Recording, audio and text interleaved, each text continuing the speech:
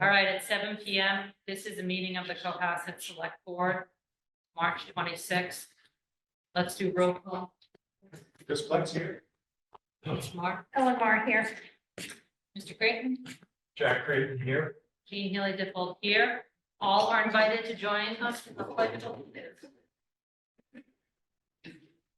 I pledge allegiance to the flag of the United States of America, and to the republic for which it stands, one nation, under God, indivisible, with liberty and justice for all. All right,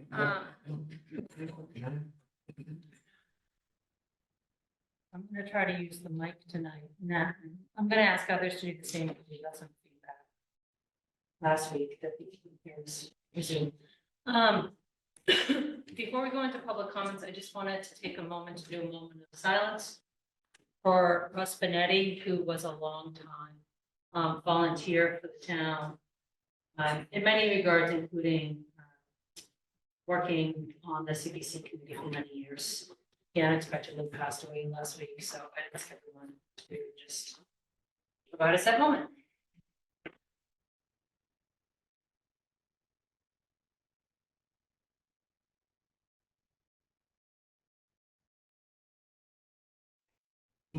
We'll go into public comment now.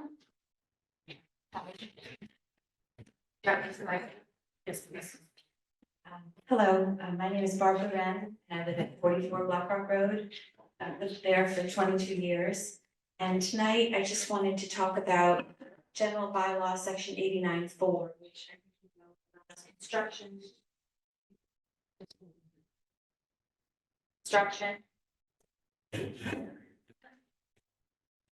Battery. Oh, did you? I said, Oh, yeah. Okay. That's Thank also. Okay. oh, sorry, did I touch that?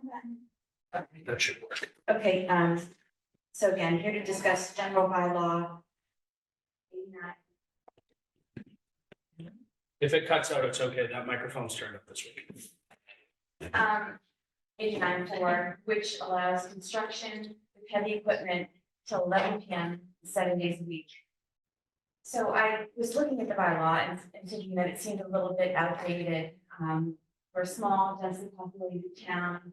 And I took a look at surrounding towns and they have stricter limits with construction hours.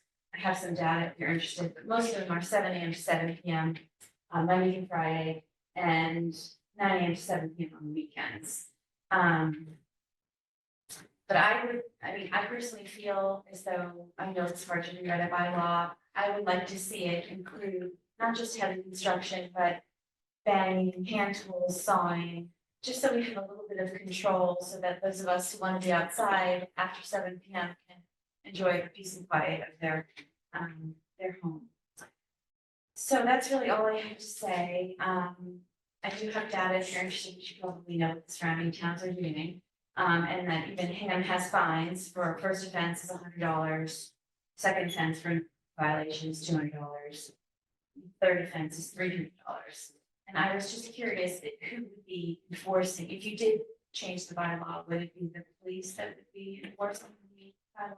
This is not a zoning issue. Well, it depends on what the bylaw changes. Okay. We'll talk about that. Okay. Discussion section. It's depend on- That's all I have to say. Thank you. Thank you very much. Thanks And very Mr. much. Callahan, you can correct us.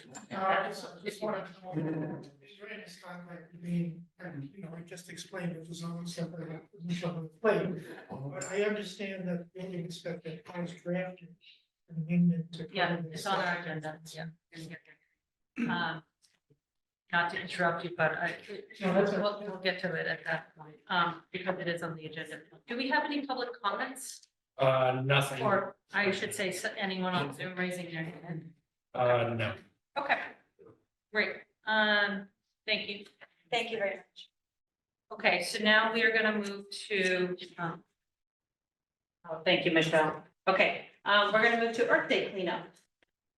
Feel free to come up, Connie.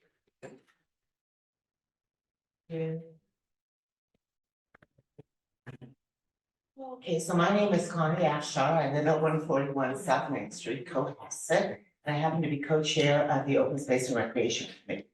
And I'm here this evening to ask for the approval of a license to go forward with, which we think is the 7th annual Cohasset Cleanup Day. And that is scheduled for Saturday, April 27th. 9 a.m. to 2 p.m. We are going to start and conduct actually the entire cleanup. Instead of at the town hall this year, we're going to do it at the Cohasset Rec at 100 Sawyer Street. And just a little background history. I had given something to Tracy, so I don't know if you folks got some of that. What there is an update on the amount of tonnage that has been collected actually, and this number is still low because there was a couple of years that it was a little bit skewed. But we have collected at least 8,680 tons, I guess it is, of debris on the streets of Cohasset. Yeah, streets, ponds, streams, etc. So, yeah, so we'd like your approval to go forward. I believe this was initiated by Chris and Peter Pescatori. Give Peter all the credit. But anyway, we're really enthusiastic. One thing that's different this year is, in the past, it's always happened during school vacation week. And so this year we moved it back a few days. So instead of doing it the weekend before Earth Day, this year Earth Day technically is April 22nd, which is a Monday or Tuesday. We've moved it back to April 27th, the first Saturday, which allows, the kids and the families that will often be out of town to participate. So we, anticipate greater participation. Great. Thank you, Connie. Are You're there welcome. any questions? So. Okay. Okay. So we have before us the request for a permit for April 27th, 2024 at 8 a.m. until 2:30 at the Cohasset Rec Center for Cohasset's Earth Day Cleanup. Would anyone like to make a So motion? moved. Okay, all those in favor, please vote aye. Aye. All right, well, thank you for Thank you. organizing. Thank you. And I presume the 8 a.m. start is for the town, the DPW, because for the public, we're advertising at 9 a.m. to 2 p.m. Yeah. But I just- think with the crew that's available, and they'll be delivering tables and chairs. Yeah, that was just based on the request and Perfect. you have some extra time. Great. Thank you. Great, thank you. Thanks for. Thank you. Good evening, everyone. Thank you. All right, thank you, Connie. Welcome. So again, free advertisement for Open Space and Rec Committee, Saturday, April 27th, starting at 9 a.m. You want to get your community service hours. There you go. All right, next event is the pre-post prom red carpet event, May 24th, 2024, noon to 7. Is there anyone here who wants to present on that? No, this is an annual event for Cohasset. I think everyone on the board is familiar with it, as well as probably most people watching right now. This is for prom.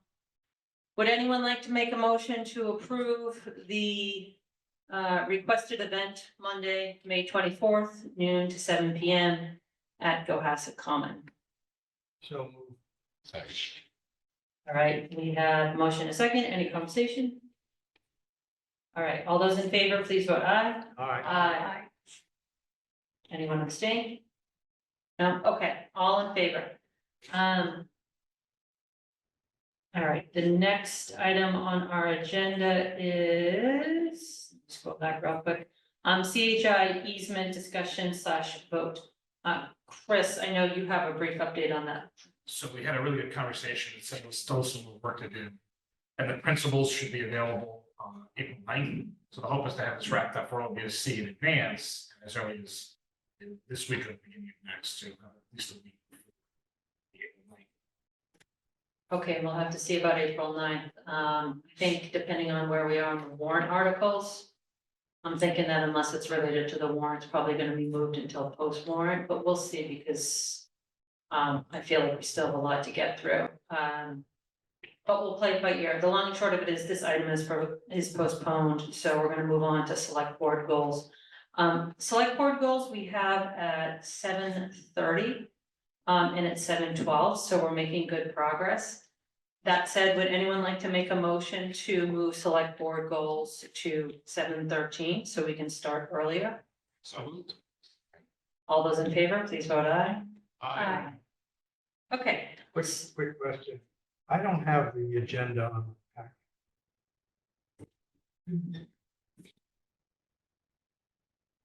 I don't know.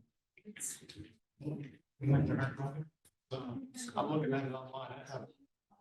Yeah, it should be in there. Tracy sent it out by an email on Friday. I know, and You want a hard copy? I give you. hard copy is great. All right, thank you, Chris. Okay, so the first item here is a town hall update. So I know we're gonna have a forum tomorrow where we'll have a lot of discussion about town hall. But the question is there any updated news that we should discuss? I'm looking at you, Michelle, if you want to weigh in here. Yep, so we do have a call tomorrow to talk about the condo documents, since were awarded their right to make residential and commercial use condos of One Pleasant Street. We are now, I think, looking to purchase the first floor, which then comes with many different challenges as far as trying to figure out the condo docs and things of that nature prior to entering into a purchase. So we're gonna work with legal tomorrow to figure that piece out. We also do need to move forward with an appraisal so we can get the true value of this unit. The RFP came in at $3.2 million. Now we have to do our due diligence and move forward with an appraisal to see if in fact that is the true market value of the unit. And then those are really the updates on town hall. We are working to get some additional quotes on 41 Highland Ave. Our facilities team is working to get those. And we should have more to present as soon as tomorrow during the forum. And more to come next week. Okay. So, and this is a part of what I mean about, there's probably gonna be a substantial amount of work before the warrant closes in terms of, you know, doing our diligence on Pleasant Street, including as it relates to the appraised value and whatever back and forth we need to have there, as well as sort of the condo documents that would follow. Does anyone have any questions or comments? Yeah, thanks. So last week, when we were discussing this topic, one of the points I had articulated that I was concerned about was the Mr. Howland's letter of, I think it was October 26th or 29th. And Chris, I want to apologize to you because you were absolutely correct that he indicated it was a certificate of inspection for occupancy and not a certificate of occupancy. So I'm sorry that I went after you on that. It's all right. Thank you.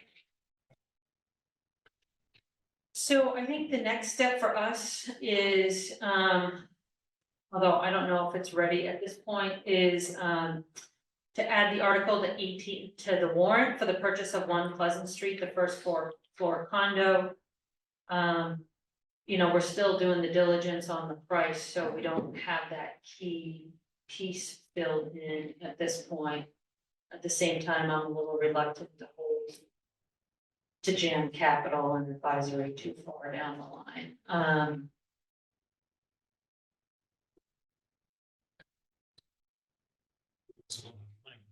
We don't have language, so I think we're gonna have to hold unless anyone feels uneasy about that, just to make sure we've got correct language and probably the correct price. I'm comfortable stating that with what I've heard so far about the proposal, I'm in favor of it, so. Assuming things stay consistent with what we've heard up to this point about the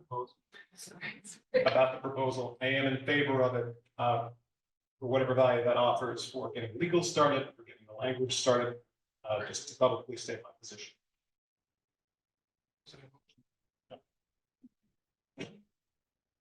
I'm confused what the motion would be. Is it the motion just to put it on the warrant or is it a motion to enter into a purchase and sale.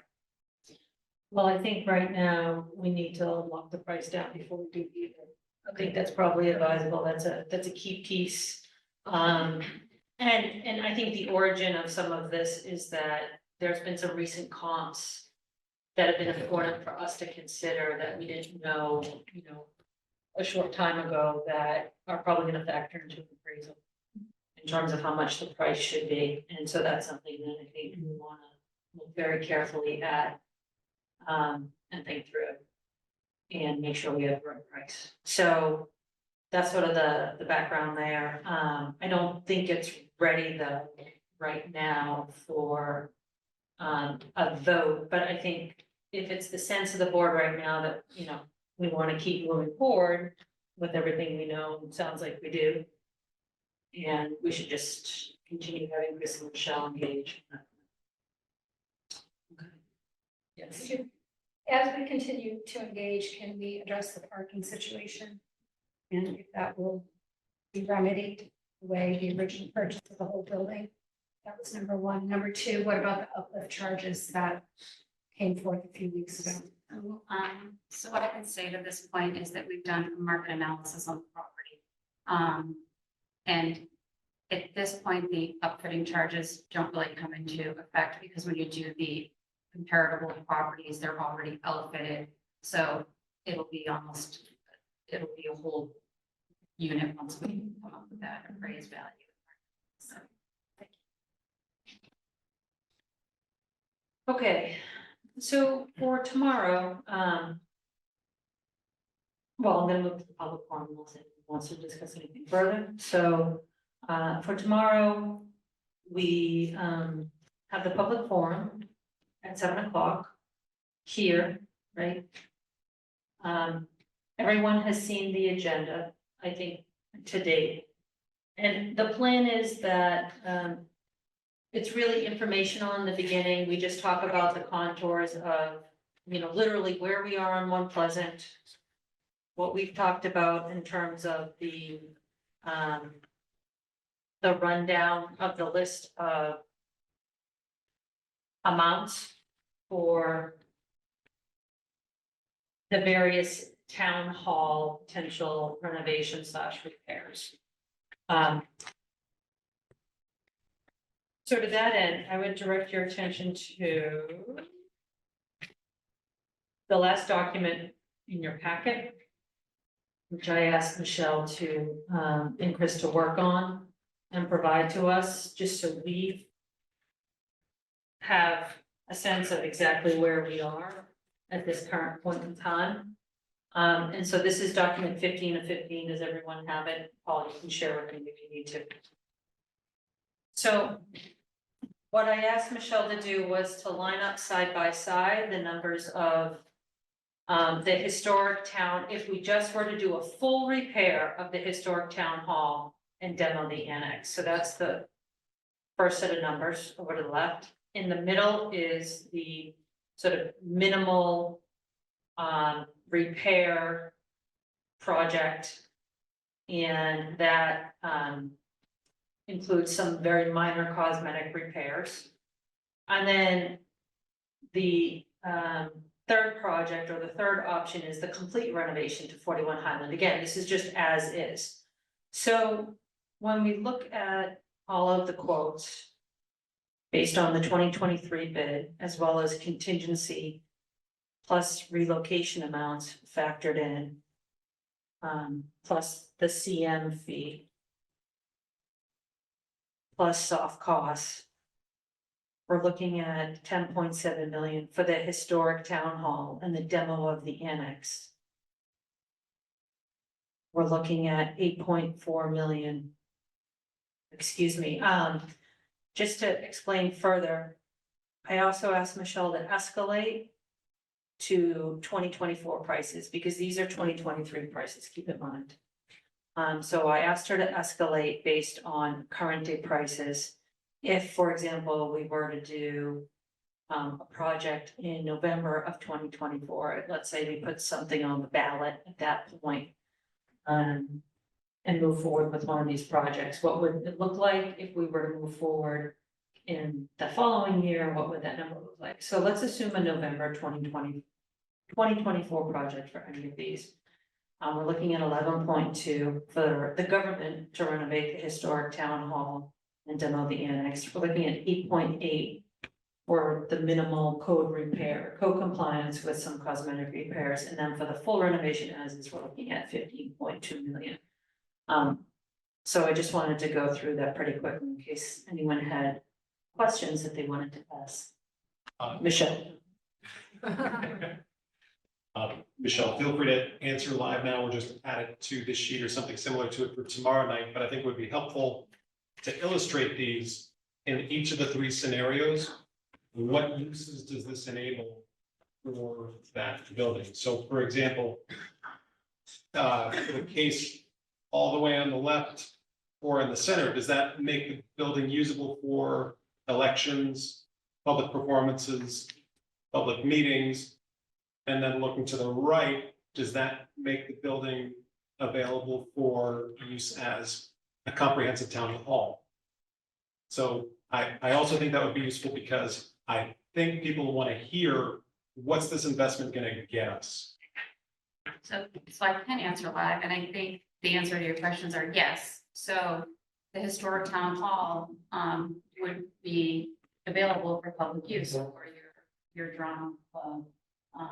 It would add bathrooms for people to use coming in from the common. It would allow voting, meetings. It would allow all those things. The complete renovation of 41 Highland and the code compliance would both allow town hall to function, to still function in the building. It would just depend on, you know, how many improvements you wanted to make. So the town hall to the right is a comprehensive list of everything. Town hall in the middle is code repairs that are necessary, and some cosmetic repairs. Both allow you to function as a town. And then Michelle, my last question is, if you could help distinguish between historic town hall, no annex, and the center column code compliance needs with some cosmetic repairs, just to help illustrate what that incremental 2.5 million or so buys. So I think a large piece of the cost here comes from underpinning the historic town hall. If you remove the annex and underpin, you'd have to underpin the historic town hall as it stands today. You also have to separate the systems. So the systems that are shared would now have to be solely put into the historic town hall versus shared amongst both buildings. Thank you. Is the middle column, is that for 41 Highland Ave in its entirety? So that being said, then, if it's code compliance with some cosmetic repairs, the only real update would be for the historic part would be the fire suppression. Okay. So what you see is what you get with that 8.4 million right now. Wouldn't really look like anything new from what I understand, or renovated for that matter. It's all behind the scenes on walls. Yeah, well, there's the painting, flooring, ceilings, tiling, are all in the middle column. So, you know, there would be some visual changes, plaster patching, drywall, windows, doors, frames, hardware, roofing, millwork. No, millwork isn't in the middle column. Okay. Okay, I just didn't understand if the middle column was all of 41 Highland Ave or not. Just a question. On the historical annex, so two things that we talked about capping off the existing HVAC system, right? That are currently under the annex part, for example. So we have the underpinning, and that seems awfully expensive. So I'd just like to say, keep in mind that this is a bid price that we got in 2023 when we were talking about demoing the annex and rebuilding it. So that's where that price came from. If we want a true cost on any of these items, we really have to go up to bid. You know, there's no other way for me to get a cost other than pull them off of bids that have already happened. And I've done a little bit of a check with other projects that are going on today with square footage costs. Some of these items are very conservative. Some are not. So until we bid the project or decide what we want to do, I think this is the best we can get. And Paul, you're probably wondering why the jump in price from what we looked at last time. And it's because now we're using the upstairs as well. This is a complete renovation of the historic town hall, no annex. So it gives you access to the second. Yeah, so what brought the second story? Because we had the second story basically sealed off storage. Keep the cost down, so. Because I couldn't really get at a true, so I just pulled everything off the old bid and moved it over. Is there a But I way- think if we come up with a design and it's to close off the second floor, I think you'll see these prices potentially come down. That's what I was. So I've received a few phone calls and emails from people saying, I know a guy who'll do it for less. So I just want to make sure, as we're communicating these numbers, we're clear that these came from actual bids. And I absolutely agree with everything that you said, that before we move forward with anything, we need new bids. I just want to make sure we're drawing a distinction between the numbers that you're presenting, which came from bids, and numbers that have been flying around, and I don't know, around 143 about, I know a guy who do it for less. So just making sure we're clearly communicating the difference between numbers that are based on bids and numbers that are based on, I know a guy. Right, and the NOAA guy really comes into effect more residential, right? So everyone knows a guy that can do it for less money, but are they paying prevailing wage? You know, what is the, I know the guy, and how much can they really do? Well, and I would say when I hear that, my question is, who exactly is this guy? And did he submit a bid in April 2023 for our town hall? If he did not, he's not willing to do the work for the town at the price he says he can. Okay, and that's gonna be my continuing mantra on that point, because we have to deal with people who are going to submit the bids in response to all the government requirements. And that's the only way that we're allowed to move forward, unlike in the private space. So with respect to the forum, I just wanted to get a sense of the board. What I have planned is to ask Michelle, if you don't mind, to just sort of walk through the facts of each of the options, literally explaining what we just explained.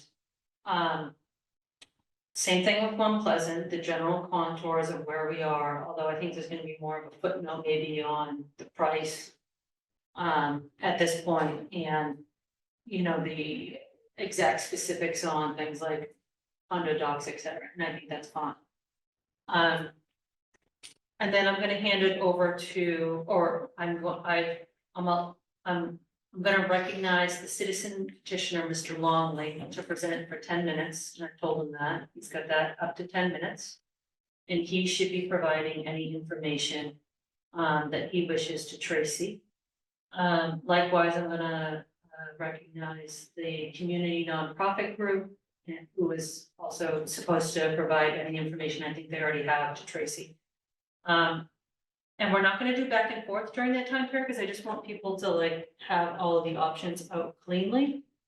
I think it's fine if you as the board want to ask questions, but I don't want to have the, you know, the back and forth with the community until everyone has a chance to sort of just provide the sort of general outline so everyone can see the big picture and then open it up. So that was my plan, but if anyone, you know, thinks differently, happy to entertain any discussion or thoughts. I think that's a good way to do it. So I apologize, I'm fixated on presentation because I worry that when things get complicated and a lot of numbers start moving around, it can be difficult for people to follow which numbers tie to what. So my question is, you've given us a couple of one-pagers. is the intent with these one pagers that these pictures and this number tie together for the building that you would get for 8.4 million. And these pictures and this number tie together for what you would get for 10.7. That's the intent. That's the intent, yes. I just want to make sure for folks who show up tomorrow night and zone out into a conversation with their neighbor and that we can clearly articulate the sheets that you have in front of you are for the different scenarios on the table, which it sounds like you've already done. So I apologize for the late.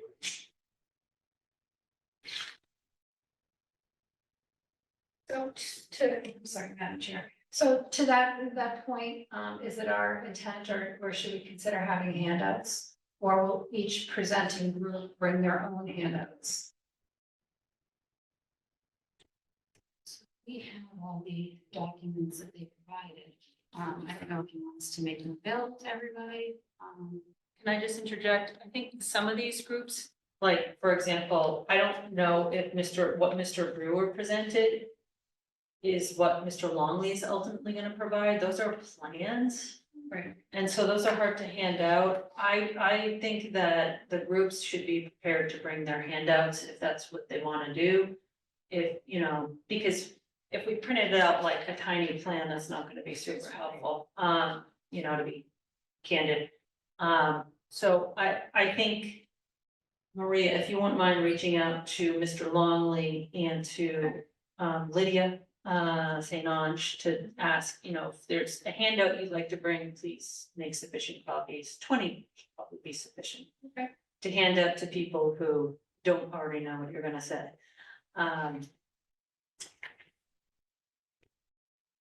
And then we should have handouts of our own. We should have this up on a PowerPoint as well, framing the conversation as you talk. And the thing that I would ask the board to consider as we move forward is when we hear from the nonprofit group, I think one thing we want to keep in mind is these are the realistic, cheapest options that they would be facing, right? That we're looking at right now, the 10.7 and the 8.4.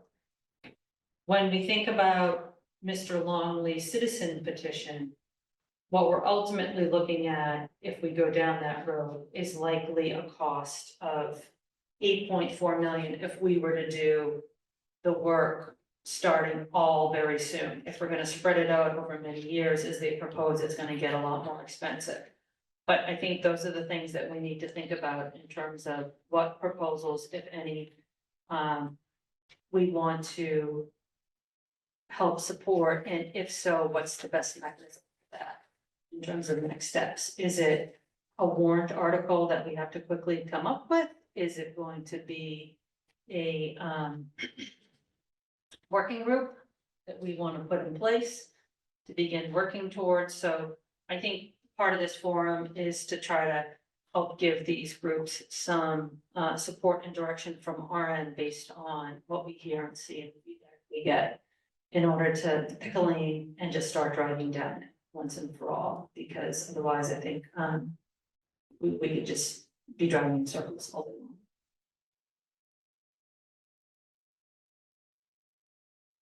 Any discussion, Ellen? I feel like you want to say something. I'm happy to give it to you. Well, it's about the citizen petition. And it's a general question about citizen petition, like, would it be composed with the number that they are proposing?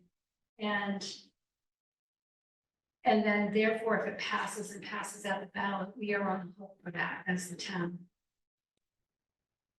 Does that make any sense? I think legally only we can put the debt exclusion on the ballot. The select board now. I think that the next step would be, okay, if the citizen petition passes, then in November, we would have to go back with an article to put a debt exclusion, to get a debt exclusion to fund the proposed costs. Because there was no citizen petition for debt exclusion.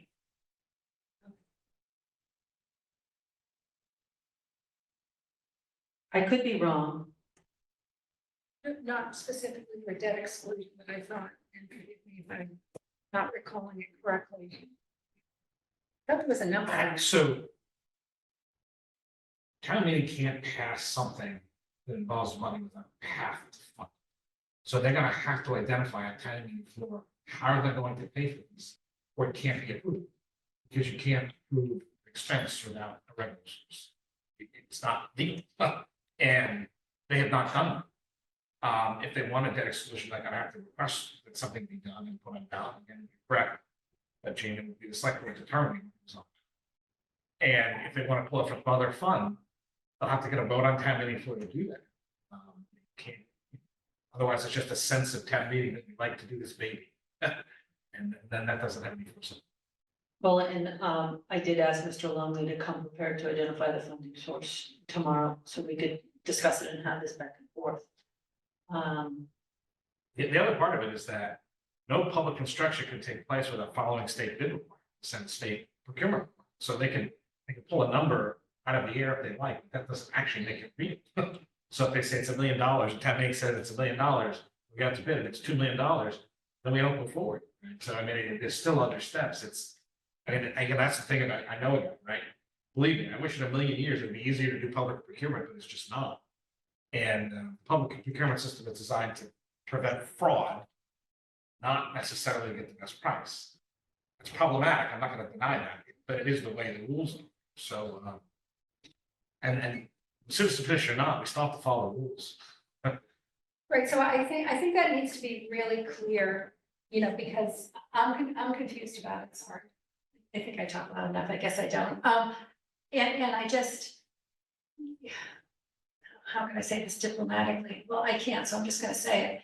I don't think that, it concerns me that we, the town, will be on the hook for something that passes at town meeting with a revenue source that is completely unachievable. And we're gonna have to deal with the unintended consequences, so that's my concern. I think that has been articulated before town meeting. Is that our job, or is theirs to come up with that list? Well, here's what I'm saying. Let me be super blunt. We can articulate that by putting a debt exclusion on the ballot that says, if you pass the citizens petition, we are gonna ask for 8.4 million from the town, and we're gonna put it on the ballot, because this is the reality of starting to go down this path of the minimal code repairs plus the cosmetic to do a responsible repair of town hall. We have that option, we still have time. If we're going to do that, we should do it quick. So I think we all should sit and think about that tomorrow, hear what we hear from the citizens petitioner. If we feel like there's significant interest in this, then I think it's incumbent on us to make sure that the voters are aware, including through the warrant and the ballot, of what they're in fact being asked to do. But Chris was absolutely right. It's a presentation. What are they going to get? If they get it at all. Well, and if we wait until November, it's 8.8, and then if we wait until next November, it's 9.2, so keep in mind that if it's staged over time, No, I as understand. they propose. We're asking for a multi-tiered, tiered project. I think again, back to the word presentation, what are they gonna get with that? Can they factor in rising costs over the years? So these things have got to come out. Again, go back to feedback. Following here, so. Presentation. And it's inherent on them to make the presentation. It is, but this exercise that Jean asked me to go through, maybe we layer in yet another column and layer in what their phased approach is. What are they looking for? Phase 1, phase 2, phase 3, line it up with here and put our costs against it. That's my recommendation. So then you have a full scope of exactly what they're willing to do, what it looks like from a bid perspective, albeit 2023, but With escalation, considering the time frame that's being. But we can do that because these are the numbers that we have. Yeah. So, and they're not promoting anything that we don't already have. I don't certainly think it's unreasonable ask them to adhere to the same standards they're asking us to adhere to. So if they're gonna come up with a citizen proposal, they're gonna come up with a citizen's proposal, I think it's incumbent on them to come up with realistic figures is what it's gonna cost. And maybe we should make sure they're aware of that. You know, the other option I was thinking about, because I don't really like the idea of putting something on the ballot or the warrant that we are not necessarily in support of. Although we may decide we want to do it just to give people an option, but we also have the ability as the select board in the context of our recommendation as it relates to the citizens petition to outline our reasons, right, Chris? So if we say, we do recommend, and here's why, we can have a paragraph on here's why. Yes. We can also have a paragraph on, we don't recommend, and here's why. But if this does pass, here's what's gonna happen in terms of our next steps, just so people, again, I think a big part of this is public transparency. For everyone who gets that warrant in their mailbox to understand what they're really being asked to do. And that was part of last fall. There was a substantial amount of additional materials that went to voters. And right now, the citizen petition is literally just one paragraph. And I think everyone knows at this point, it's far more complicated than that. It's totally okay for the board. In fact, I think as you point out, it's probably appropriate for the board to lay that out. So when people see it, they may not, people are busy, they may not know. That may be the first time they see it to get that information right there in one place. All right, so we'll see what happens tomorrow. I just wanted to sort of lay out some of the options for folks to think about as we heard the information, and analyzed it. So road and sidewalk update. Paul, would you like to give us an update?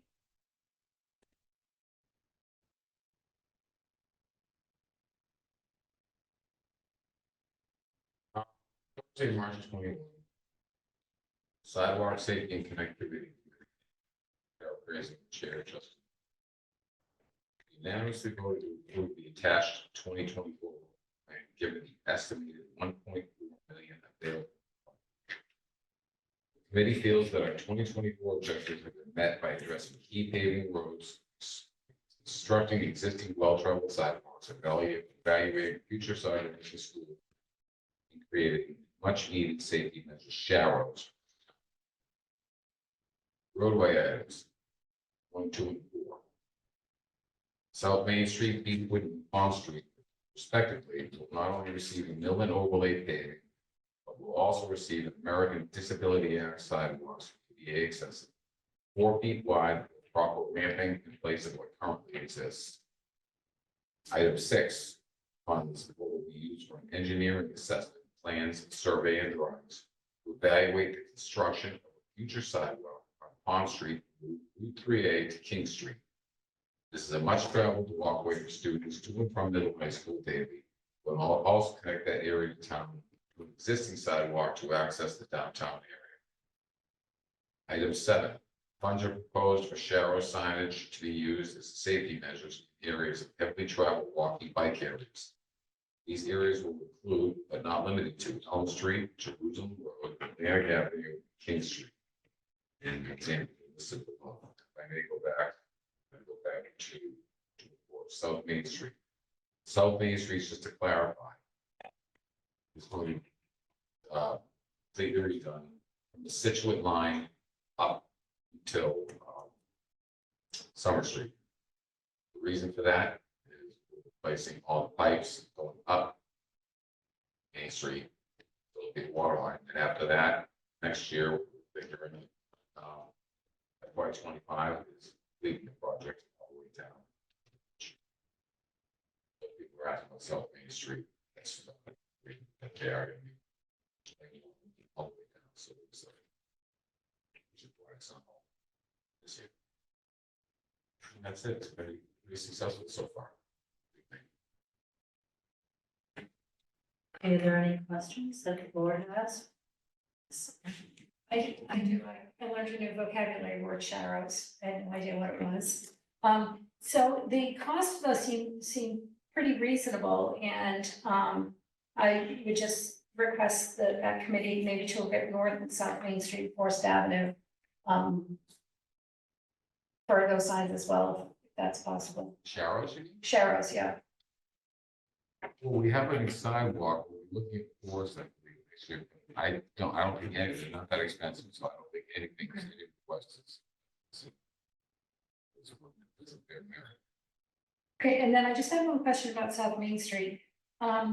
It said ADA sidewalks that are 4 feet wide.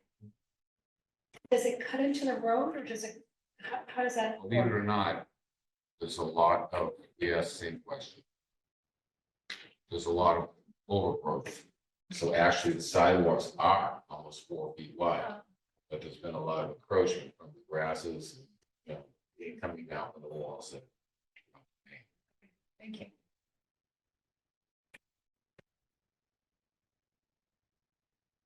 Okay, well, this is great, thank you. Thank you to your committee, Paul, Jay and Julie and others as well on the committee. Looks like a great plan. Okay, are there any comments from or nothing online? Okay. We're a little bit ahead of schedule. I don't think, Tom, you'll mind if you start a little bit earlier. It's 7:48. Oh, no, we haven't talked about this. I think that's good.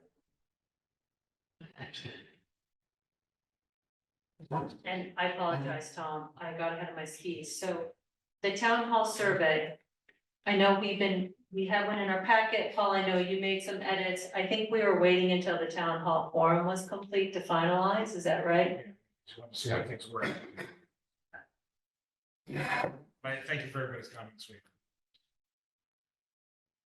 Is there anything else you'd like to say on that, Paul? Okay. All right, Tom, I am gonna hand it over to you.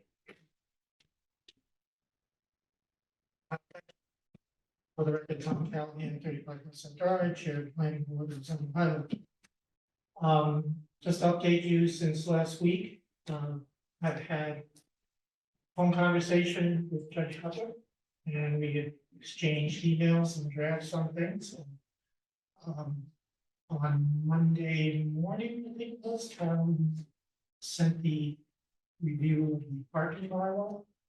Last night, the bylaw committee tweaked that a little bit and got things into shape. And so we're still working on some text things with the judge, but we have everything in shape to go to the planning board next week. We are scheduled for the planning board hearing on the 3rd. We also reserved the 10th in case we have to go over. So what's on tap is 2 reorganization articles. One is to consolidate the articles. And the judge is now seeing the appendix that I prepared, which just shows how everything will look, chapter structure. Judge made a number of comments about the reorganizing the districts. We have gone back and forth on that. It was an email I did late this afternoon. That'll be probably in shape by tomorrow. With the judge, I just want to resolve the issue of the original idea was to vote on the changes to zoning in 3A in the harbor, expanding the village to the 2 little villages separately, so that one wasn't dependent on the other and one failed. It was going to defeat the whole thing. So other than restructuring is that we've identified, she asked for more specificity on the identifying the properties that has been done, thanks to the assessor's office and Cassandra Thayer. And we also taken excerpts of the town map. So we have illustrations of showing where all these properties are. Right now, we're not proposing to change any boundaries, except that the harbor has a unique situation where the Legion is in Residence B. But it is also in the overlay, the harbor village overlay. So the proposal would be to have Legion go into the new harbor district. The idea of putting the aqua into Grand grandfathering is the term, or to make its use not conforming, that's how we would do it. So those will be ready to go. We have not yet gotten any feedback from the state on their screening of the MBTA communities. Hopefully we'll have them before the planning board here, and they, I guess, have been promising people 2-week turnarounds, and it's just about 2 weeks. It's maybe a little more. So hopefully we'll have feedback on that. That's ready. I am waiting for the judge's tweaks on the article to create a border zone to sort of step back development where the village and harbor districts meet residential districts. So I'm just waiting for her final feedback on that. Sure. Sure. Fire. Is there any way that we're looking at that in the buffer zone? How to put it? We're calling it a border zone because buffer zone is a conservation term. Business residential, Yeah, it's intended to not just. slightly increase, no, it's both the village and the harbor. We already have this concept and we've had it on 3A where the commercial properties abut residential for years. And it's a much bigger buffer because it's much bigger areas to deal with. But the concept is that where they meet residential properties in the village and like commercial meets residential, both on a side setback or a rear setback. The setback will be slightly increased and the height will be slightly lower to do so step effect, so you don't have a maximum height and setback right up against residential property. And that just has to be tweaked by the judge. Is that only for points where there's an intersection between commercial and residential? Correct, we don't care between commercial properties in the village and the harbor, since they're in tight spaces, we don't. As a matter of fact, our existing bylaw has a provision about parking lots. My concern is just that multifamily residential can look an awful lot like commercial. Now, we're talking about fine residential districts, RA or RB. And then what would be the defined village district? Harbor district. Okay. Within the village district, yes, there's mixed use is mandatory, so there will be residences, but they are not in the harbor district. I would just want to make sure that the transition zone, wrong term, I know, Okay, no, But- that's fine, so that's exactly what it is. would apply not just to commercial and residential buildings adjacent, but anything in one zone to the other. Yeah, it's anything that, well, everything, for example, in the village has to be mixed use, if there's new development in the village, so yes, it's what's being developed in the village district, is being developed within the harbor district, will be subject to this at the points of that's residential districts. Thank you. All right, so that's just, I'm waiting just on some tweaks on that. Hey, Tom, can I ask a few questions about that? Yep. So following from Chris's questions. When I was looking at, I'm pulling it up right now, so the border zone setback is 25 feet. That's what's currently in here in terms of the border. Correct, so it's so creating this little strip with the border zone, 25 feet at the boundary. The setback is increased, I believe, from 10 to 15 feet, and then the height is reduced from 35 feet to 28 feet within that. 25. So the setback's only 15 feet from the border zone. One thing that the 3A zone has, which I forget the proper name for it, but they have 100. Yeah, because they have much more land area to deal with. Harbor in the village have much more confined spaces. It's still a significant difference. And one of the things. So they couldn't do it in the village. Yeah, no, I know you can do 100 foot, but it reveals, I think it reflects the amount of space that at least Cohasset perceives should be between commercial and residential. One of the restrictions with what it means to be a border zone is that, at least when I was on the planning board, you can't do anything within the border zone except for landscape. Like, you can't have pipes and utilities running underneath because then you can't plant any buffer. And so On three, on 3A, yes, on 3A, and again, they have the room to deal with. on 3A. It doesn't strike me as a bad idea in the, because it, Well, I'll just say this about that. You know, we put in the village zoning for a reason. Boundaries between the village and the residences has been there since zoning has existed. The village business district was created, it was just, with downtown businesses. Boundaries never change. And it's a completely different concept to create, completely different environment to create. Same for the harbor. Although the harbor is not going to be set by mixed use any further, we have these some changes. And, you know, if that's your thinking, then what we should be doing is just changing the setback and height requirement altogether. Which I would not support. Because I want to completely kill redevelopment of the village, that was the intent was. The parking change we made was going to slow down development in the village, I'm sure, or at least we're thinking that we're going to see that happen. I wouldn't mess too much with the setbacks. If I could, And I'm not sure that there's many places, many places where this is going to apply in any potentially have redevelopment. if I could just respectfully disagree with one of the premises you listed as you were describing your rationale for the village business district, that it was just memorializing the village. The boundaries. The purpose of the village district was to create mixed use. To provide economic viability to the property owners' properties, because 20 years ago, 25 years ago. The village was starting to get tired and old and abandoned and run down, and the idea was to create economic viability. And if you think about the way colonial villages work, basically go back to where we were in colonial times, where people lived and worked in the downtown. So it was to save the village, basically, and revitalize the village. And again, when we talk about parking and the impact of the change that goes into parking, it may be time to slow that down a bit.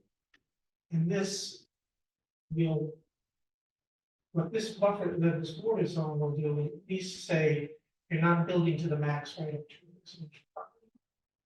Which I think is progress. I still think the goals for the village business district changed when the train went through, because it created a natural border. And I would also, and this is a longer conversation, I'm getting philosophical, so I'll keep it brief. The priority should not be making sure parcels are economically viable for developers. No, but there, to make it, there was the intent to make it economically viable for the people who owned it, when we were passing them out. I mean, here's almost. Again, it's a longer conversation that gets philosophical. I know, but and it It is. is my opinion that we went too far in one direction without considering other factors. And I'm a neighbor to it, so I see. No, I understand that, but you would have been a neighbor to downtown business, you know. There's someone who for years complained about the barn being built. Right next door to them, but you know, you live on the border of a residential and commercial area, there's going to be development that you may not. You know, rethinking the village is a whole other thing, from top to bottom, so we're just trying to give some relief. To the extent there may be future development that. You know, is going to be just right up to the property, we don't see that. And then we'll talk about the parking in a minute, what impact that may. so you know, Change. it is interesting, Tom. I think that in the village, we've seen one development at Brook Street, one at Mount Pleasant, so we don't really know the full effects of Mount Pleasant yet. And that's it. Have there been any other Well, developments? Well, Based on since the a special bylaw, permit? well, since the bylaw changed, James Lane was. The condos in James Lane were built after the bylaw changed. That's under a special permit? Yeah, it was, and the controversy at the time was, it was a favor, calculated correctly. There was an argument about whether the overbuilt. Yeah. That doesn't Um, seem like- so on Brook Street, you know, we just did another little bit, you know, the Brook Street, the stores Yeah. on the corner of Main Street were redone, but the little property next door, we just permitted so that they can have residents on that. 31 South Main next to Via is going to have another apartment. The gas station has been redeveloped. It's permitted for 2 years. If somebody takes that away. So there are properties that have been permanent but not built. Yeah, and One Pleasant, we were talking about this at the bylaw committee the other night. You know, One Pleasant is on its same footprint. It's only gotten taller. Now it's mixed use. The property with the biggest potential for development is what will become of the gas station and its existing term expires, and somebody's gonna have to start all over. And then the property, what's the address? It's behind Travis. The Tedeschi parcel. Smith. Yeah. Well, it was Smith? Two Smith. Two Smith remains undeveloped, and the last proposal on the table was 10 small townhouse units. Two Smith is going to get redeveloped at some point in somebody knows. Everything else in the village would mean a tear down, like essentially Main Street being torn down and rebuilt. And Well, speaking of Two Smith, that's, that development was proposed prior to the easement was granted. One Pleasant's entirely different animal, easement. yeah, like Two Smith has its challenges. And they also said that, as far as I know, still. That split place. Maybe traffic study, fair traffic, also there's only 6 cars being allowed out on one way. Access, so that's still part of the approval process. For One Pleasant. In, Yeah. All right. and it's an emergency access reform. Fire access. So essentially, Two Smith is landlocked. Yeah, I'm just pointing out that it's the one sizable undeveloped piece of property left in the village. If they build a bridge, which is, They're gonna have an access. So, I mean, I think the theme here is, we're looking at an opportunity to set the rules for a border zone. And what we've seen up to this point is the border zone that currently exists was, there isn't one that currently exists. I would argue that the side of the residential side of the tracks that has village zoning was dramatically overdeveloped. Dramatically. And I wouldn't want to see that happen again, and this seems like an opportunity to put rules in place that would put some guardrails around it. So that's why you're hearing the things that you are. Yeah, and and where it would apply, the new bylaw, this would apply, is if Two Smith Place figured out its access problem. And was to be developed because it is abutting residential properties in the it's already a single family home, so that's the poster child. You know, and for the rest of the village, again, it would mean either on Elm Street, like Fleming's is, or being torn down and completely rebuilt. Properties on Brook Street just being permitted for new stuff. Well, it's also the harbor too, like you look at the harbor and you see on Elm Street as you're driving, then straight up, right between the residential without Yeah. any setbacks. It's not going, yeah, it's not going to be as much of an issue in the harbor because one property on the land side of Elm Street is part of the hotel project and it's already done. If you bring the Legion into this new harbor district, that's the one property that abuts residential. On the other side of the street, there's really nothing more that's residential, so. That's what we're saying. Protection. That's all. Well, that's what we're trying to do. So But baby steps. I mean, rethinking the village from square one, you know, it was done with good intent 20 years ago. And I think it's been successful, although a lot of the development has been in more recent years. You know, we didn't see a boom in development in 2008, 9, and 10. It's been in more recent years. And, you know, but one of the elephants, and the only other property that's large, and is a residential areas. If I could ask one more question, just to try to illustrate, if you know off the top of your head, the maximum structure height in the village and in a residential zone, what I'm trying to get a sense of is how much of a step between those two is this 28 feet? 7 feet. Those in both, in all districts in town, we still have a uniform 35-foot height limit. We changed how it's measured. Okay. Still 35 feet. So the village is a 35-foot height limit. Correct. And what's the residential height? 35. Okay,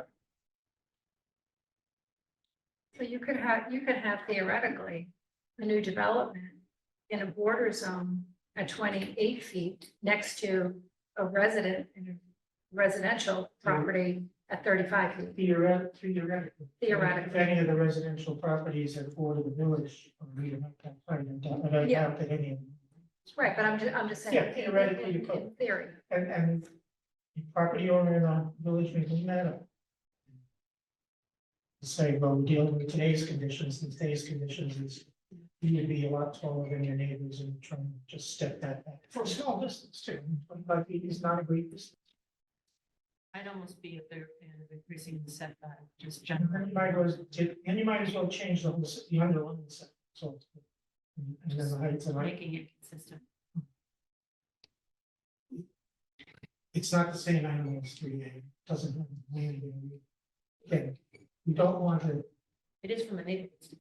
Well, I appreciate that, but I also appreciate that boundary between residents and villages existed for centuries and it's not going to change. Just Same because as the 3A. current owners don't like it. I'm sorry. it did change when the train went Train was there a long time ago too. through. I think what you're hearing is some questions about whether or not this creates a sufficient order.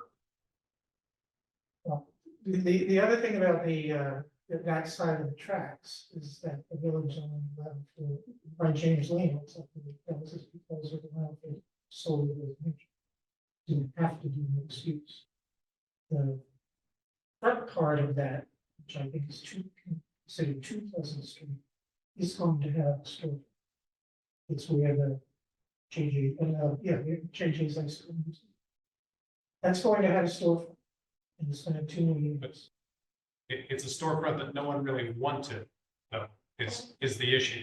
It's on the residential side of the tracks.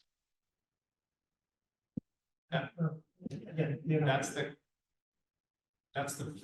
plain understanding of that order, is that there's a residential side of the tracks that is now being attempted to be built as mixed use.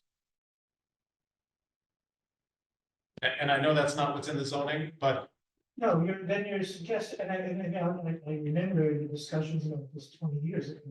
Should we change the boundaries of the downtown business district when we're doing this? And the decision was no. because we wanted to preserve the value for developers. I will, but that's the factor that I think. Listen, I don't think anybody can accuse me of being better. I agree. It was done and if it needs to be, the other side of the tracks now has One Pleasant Street. One Pleasant is on the residential side of the track. Thank you for using my terminology. I know it's not formalized, but yeah, so- that's. And that's. So if we were to change the boundary to be tracks, in theory. The permitted project at 2 Pleasant and the permitted project at 1 Pleasant.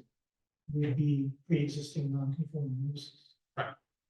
If you put your town there, your town hall there, and you ever have to do something as a change, and you become a non-conforming use, then it could be problem. I completely understand. They're 2 separate issues, but your point is valid.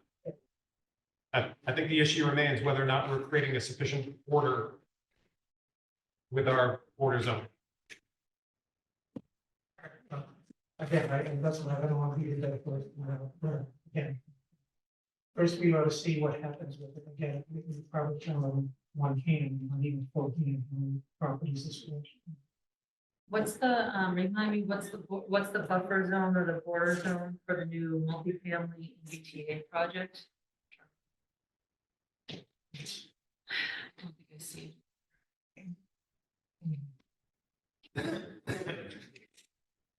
I think we just used. Sorry, Tom, you have the unfortunate reality of having multiple former planning board members on the board who've sat through multiple projects, including both at 3A and within the village.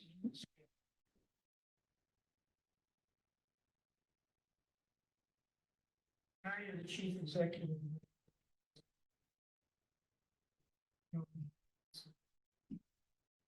That's why I'm pointing that out to set the record. No, so, the multifamily district, and all of this has been modeled out so that, you know, again, playing with these numbers. It could affect the model, of how much land we have to put into this. The frontage would be 75 feet, and we have a required 25-foot green strip on 3A. The front setback is 50 feet, side rear of 25 feet. And, accessory structure side that's 10. And they're very similar to what we have in the residential districts, the maximum height is 35 feet, 3 stories. We actually mentioned the 3 stories. And a lot clearing is consistent with what we use for commercial properties on 3A. And the floor area ratio is what we use for the village. I'm not worried about the zoning there, and that the district in particular would only meet residential property, I think, in one side. So the 100-foot setback for that would play in that one corner. I believe it's a building near the triangle of King and Green. The triangle itself is not in the village district.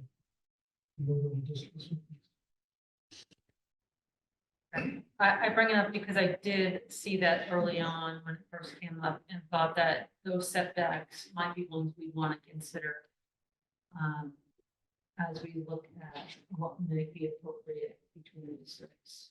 Including when you have large buildings that are going to be of the multifamily use, which is what these are. I guess, not to be the dead horse. 3A and village, comparing apples and oranges. But I still think in those ways, the river tracks basically created 2 separate districts. Except for what's there. Yeah, they did up until the 1950s. The tracks have always been there, so. James Lane did go over. They want to build again. James Lane's supposed to stay there. Yeah, and it's going to stay as a commercial. It's That just- building. Wants to build. So, yeah. Don't build. Hmm? So, Yeah, because of flaws in his proposal, because the zoning didn't say. he could do it.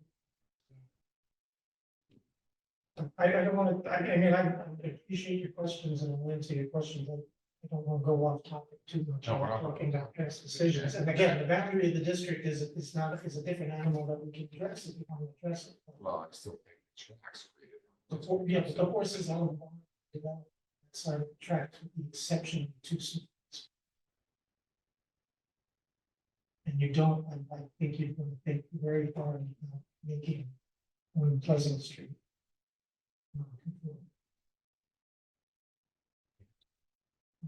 That's exactly what you do. A change in the district. If you made that, if you made it residential district, residential zoning. That's a I'm saying James and condos would be okay. 2 Pleasant Street and 1 Pleasant Street would become non-conforming uses.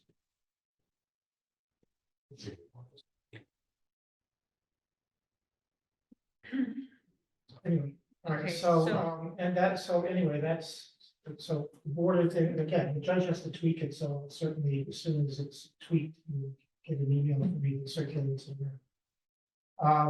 Last night, the zoning, the bylaw committee, 3-1 vote. approved going forward with the switch to floor area ratio. We set numbers, the ones that originally circulated a week ago were a little too generous. The numbers reflect the current average house size in each, first I did median, and I did that last night using average. The average house size divided over the minimum lot requirement in each of the districts. One of our members, the dissenting vote, was arguing it should be the average size of the lots in each district, but again, this is really designed to be dealing with new development going forward. And so new development can only occur as of right when it's thought that meets the minimum lot requirements. Anybody, no matter what the FAR is, who has a lot that's undersized in their particular district, can be common in both residents B and resident C. They're gonna have to deal with the zoning board anyway, as a non-conforming lot size, and then get the special permit in order to be able to expand under the standards of our belief. So we're getting that data about what the average lot size is today. You know, we are already over 60% of the lots in town are non-conforming in one way or another. But the purpose of this FAR is to basically cast into our bylaw development patterns up through 2021, average house size going to the minimum lot requirement. Under our current zone, we had 20% lot coverage for the primary structure. Our data shows that we rarely reach even close to that. The only time it is 20% is met or exceeded is on very, very small lots in RA or MC.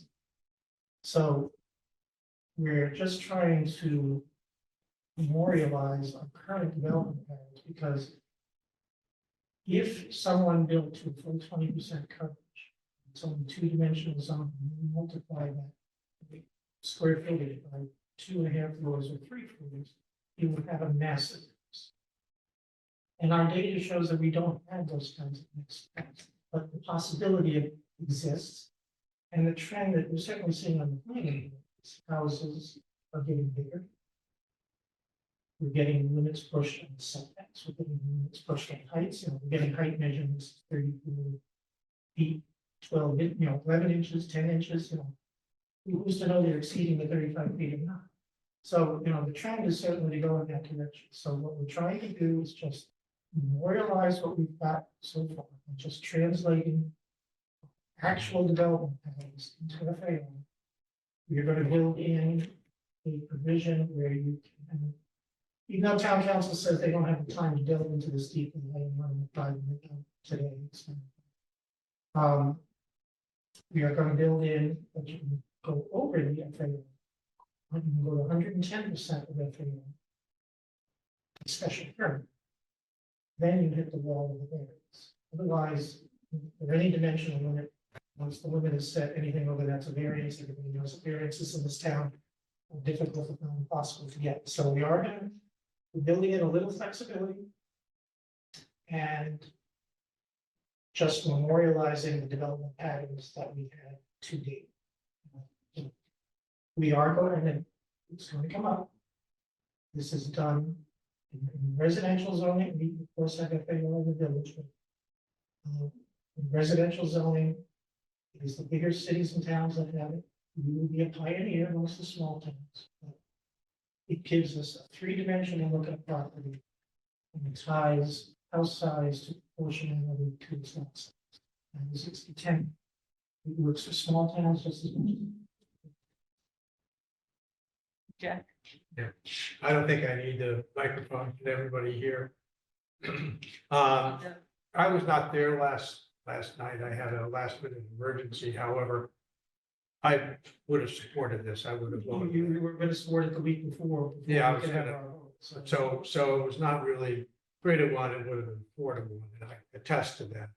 FAR, for those at home, is a very effective way of controlling development, because it builds in a certain amount of proportionality. And we don't have to have this a large home review, which really hasn't worked. We get something in which what is built is proportional. And so if you have a very large lot, it can be a larger home. But it's in proportion. It doesn't overwhelm the neighborhood or the environment that it's in. So I think this is a very good and a positive thing. And it's nice to know that Cohasset is kind of in the vanguard of this type of zoning. I'm not afraid about being there. I want to be just careful about language, so this is not controlling, I wouldn't say that. I mean, all zoning is a control to some extent. The dissenting vote last night used the word restriction. It's just looking at a property again, proportionality and looking at its three-dimensional bulk rather than our current zoning, which is just two-dimensional. And if built to the max would be a disaster. It's 20, I don't know how far, 20% lot coverage for a primary structure is common in suburban zoning bylaws, but if anybody ever actually built it, it would be a disaster. And our data shows that we, again, for the normal size lots, like the very, very tiniest lots in each of these districts, right on your size, we don't even come close to 20%. But we want to guard against the trend to get.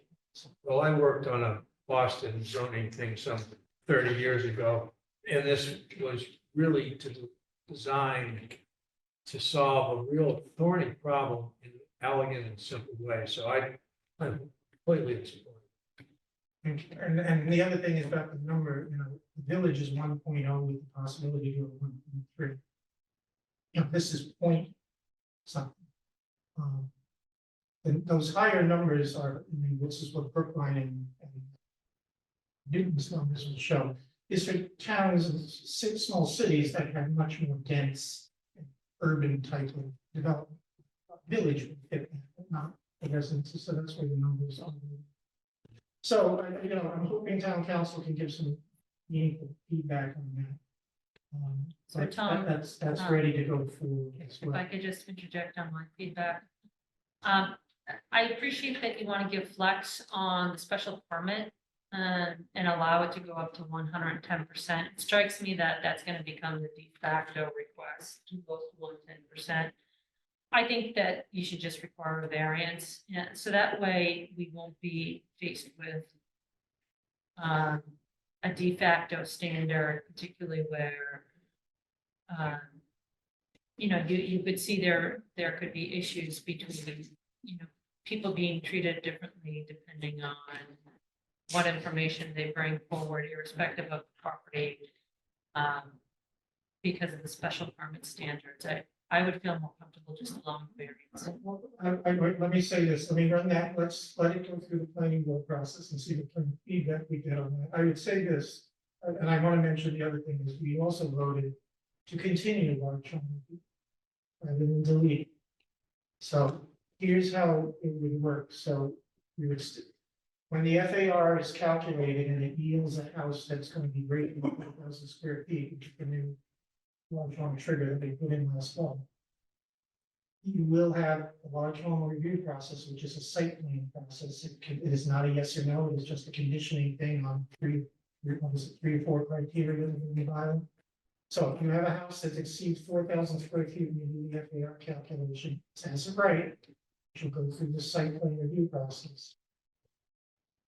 110%, which isn't a large increase, extra 10%, is not significant.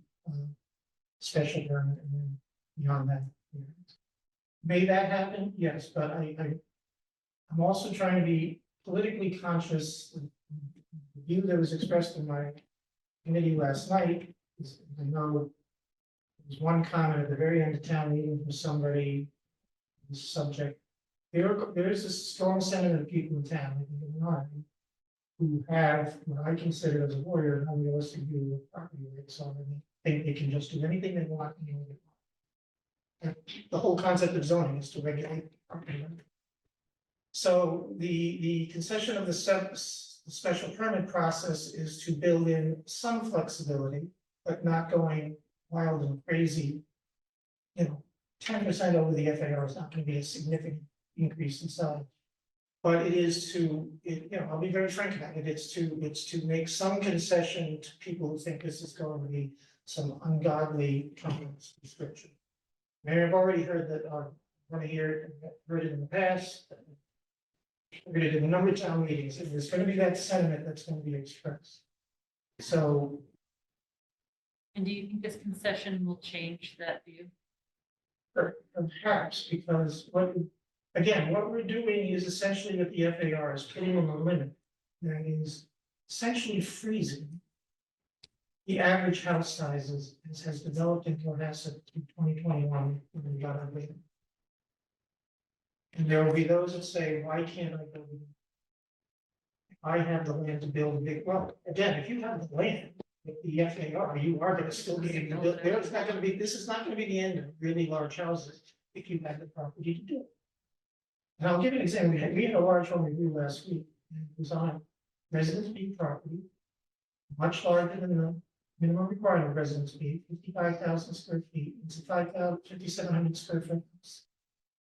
The architects, and they're all doing this as a matter of course now, these house plans are putting FAR in, measured by it. It was a 0.1. Yeah. And so it's consistent with what we're going to be offering, and it's consistent with the average that we have developed over time. So I don't think we're taking away things, but to give, one of our members is big into talking about flexibility.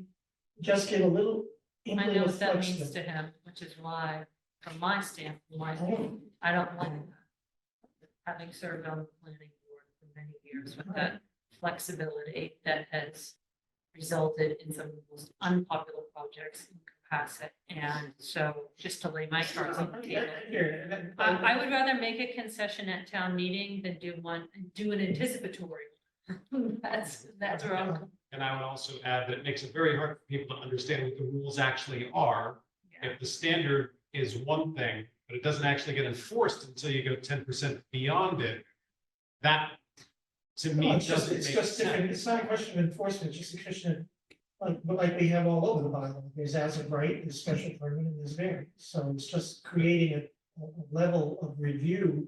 There will be no review to as of right unless it's gonna go through the large home review or. I think if you're gonna set a standard, just set a standard. I think there's no question it will be designed to, and I've said that in the meeting, and I would not have agreed with that last night, but I wasn't there, so. But it is undoubtedly true that architects will design to 115%, 100%, 110, that's the reality. And limits are limits. If it's firm, it's firm. I understand, to design to 110 requires them to go through a special permit where to design to 100%. So some people will make the value choice that they don't want to go through the special permit process because that is a yes or no process. We're gonna save them a lot of money. Well, let me do this, let's talk about it with the planning board. I will, again, can't circulate an email to the bylaw committee tomorrow with your comments about it, you can't vote on this by email. We are going to meet again next Monday for the planning board hearing on Wednesday, so we can take that up. It's a hardship. Variance requires something, not only does it require a hardship, but it's a hardship that's related to the unique topography of the lot. You can't have a self-inflicted hardship, you can't claim financial hardship. No, I said I don't, think it's a hardship, that's. Just see variance. Okay. They may not. Right, I right. agree, I agree. Then this, I can already anticipate the pushback. Pushback would be, okay. You're setting FAR limit, the average development pattern is to 2021. So increase the number. So for example, I think, can pull it up on, I'll give Residence B, I think the FAR number that's proposed is 0.12. And the average is really 0.1. Yeah, I think it is. So somebody's gonna say, if I go exceed a 0.11 FAR, I'm gonna have to get a variance. I can guarantee you the argument is gonna be, why don't we make a 0.13, make that as a right up to 0.13, 0.14. Yeah, How about that maybe I should do that? That's just a thought, well, then, You set a precedent, set a standard. okay.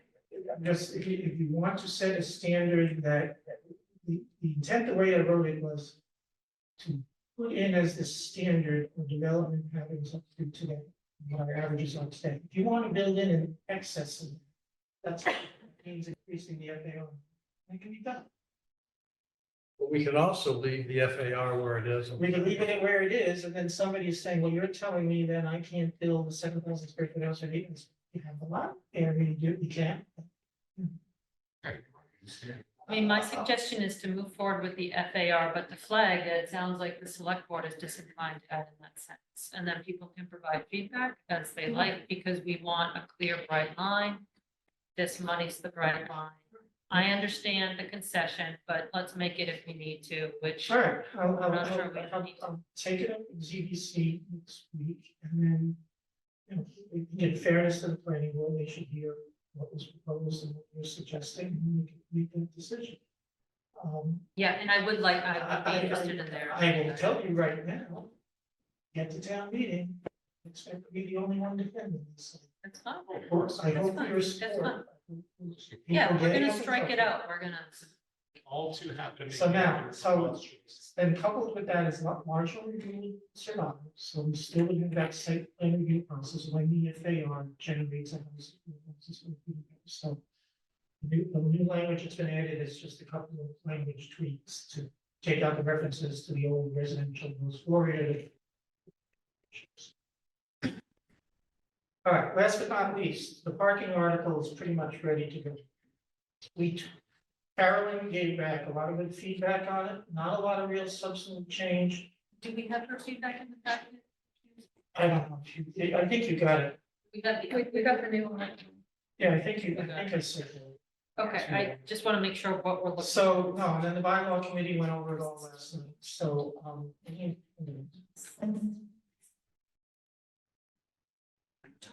my apologies to the audience. That I just- Oh, I'm sorry, I got it. Yes, I was looking in the packet. It's not in the packet. That's 10:38 a.m. Yesterday, yeah. Okay, I get it. You're lucky that by mistake you don't get a draft of this agreement. Ironically that. All right, Not from you. so, okay. So there were a number of places in our existing bylaw that carried over certain types of uses where all it said was sufficient number of parking spaces. And so Carolyn said we should change that. And we did in a couple of places, the ones that have buildings. The real outdoor uses like cemetery, open space, recreation. Sufficient is fine, it's never been an issue, it never really will be an issue. We don't have many of these facilities to begin with. And I told Carolyn in response to the, that ZBC, let's go, it's sufficient, it's been there ever, and hasn't created any controversy. But in places like a childcare facility and veterinary facility and pet kennel, where there was nothing, we put in a space requirement actually entitled employees, because it's the employees who are gonna be the ones there all day. Customers are gonna be coming in. So we did that. We also looked at the, under using, again, the point of the table is to switch to the new terminology of new Article 4. And,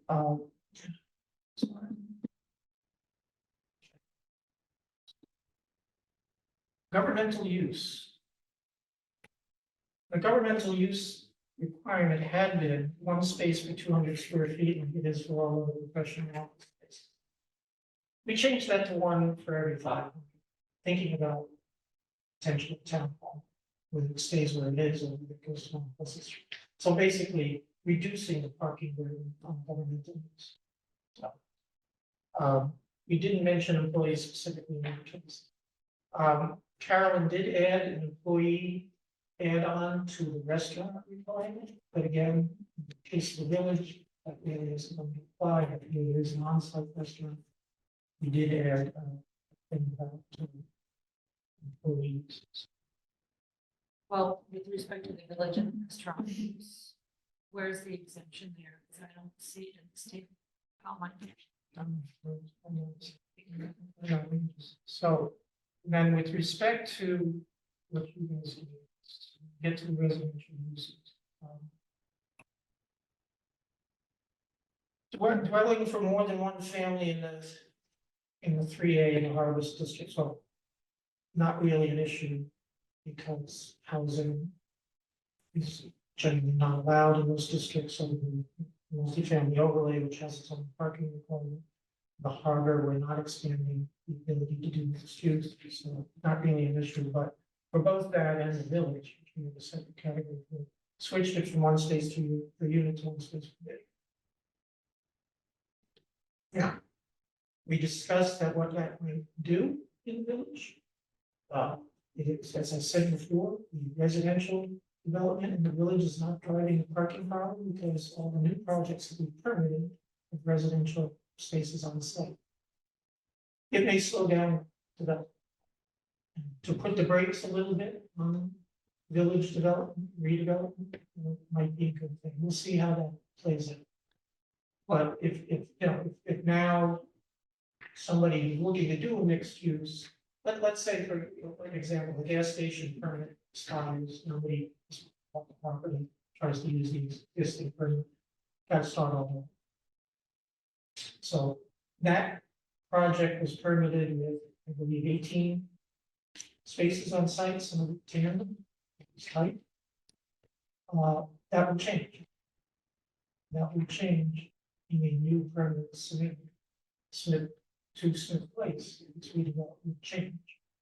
Will that the need to create more on-site parking than we have up to this point, slow impact the development plan? Probably. So Tom, It just. doesn't change the other problem in that village about the hospitality uses in that region. So Tom, the one space per bedroom, is that in, but it can be changed based on a special permit granted.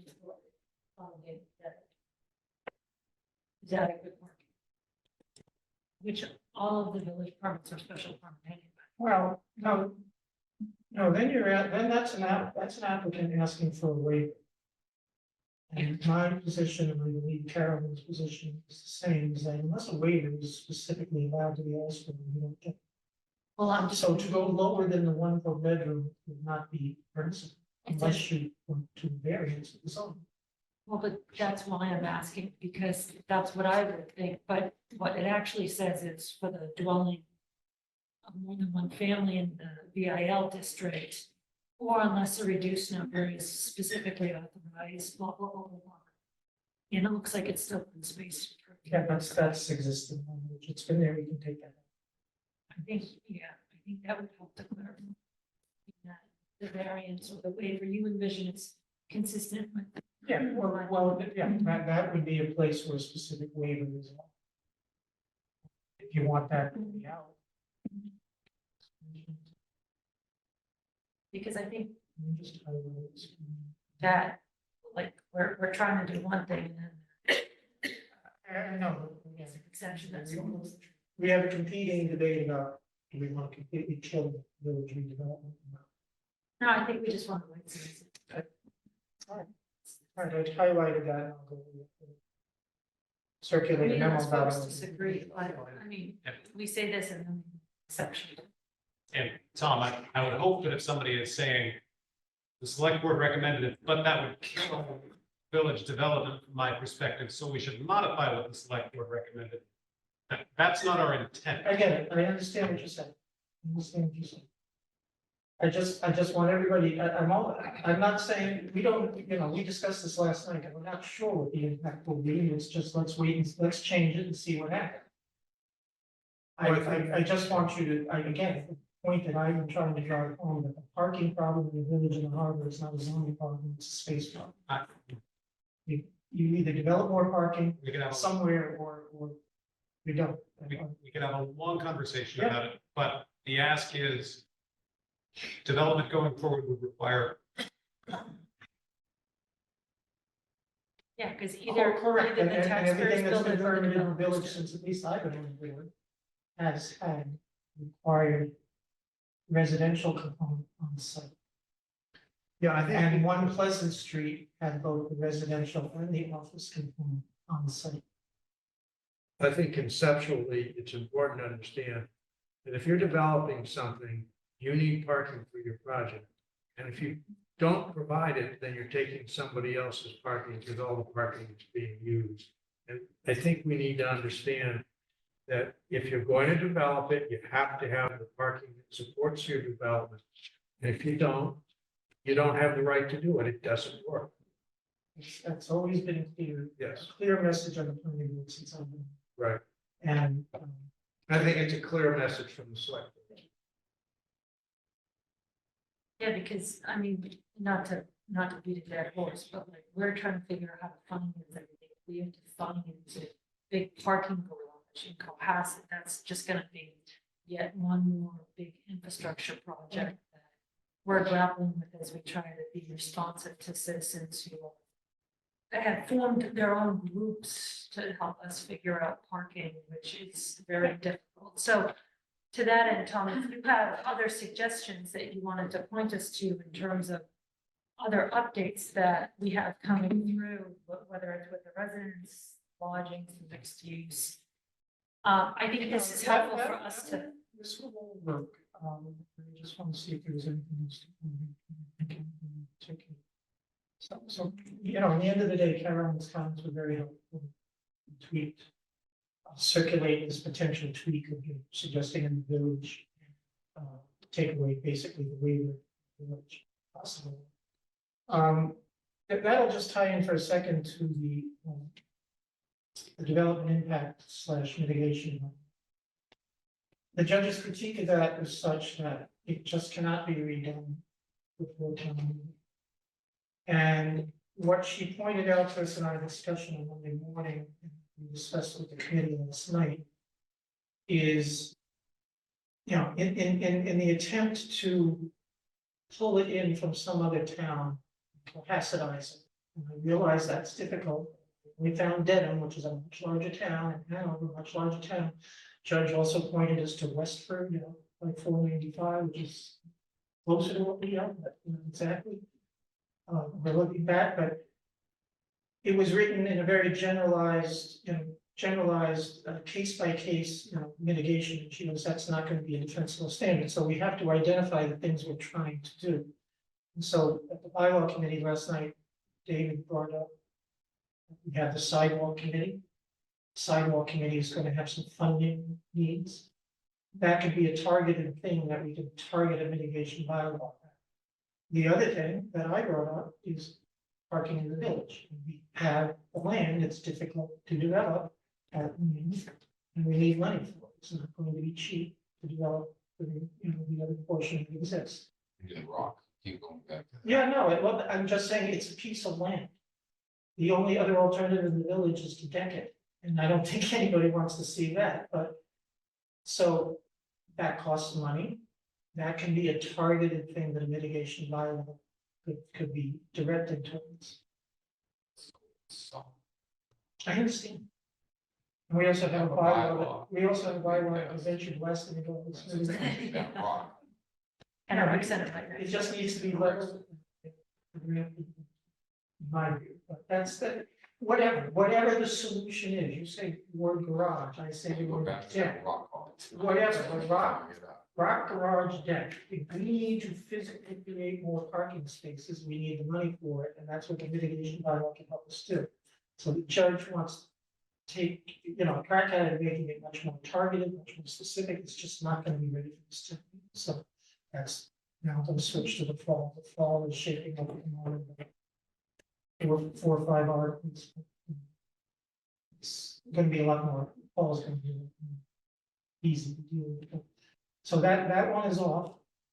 Now, they told you last week, the idea of changing frontage and lot width, that's all, because we want to tie that into a review of our residential cluster. So, you know, I don't know what the final number is, and again, the changes to the dimensions in Article 5 were proposed as one article with multiple separate votes, so again, we each rise and fall on our own merits. Same thing with the redistricting, one article with 4 different votes. If you want to separate them out, all those separate articles. But they should go in a logical order. The reorganization would be the first 2. because of the changes now being referred to the new district names.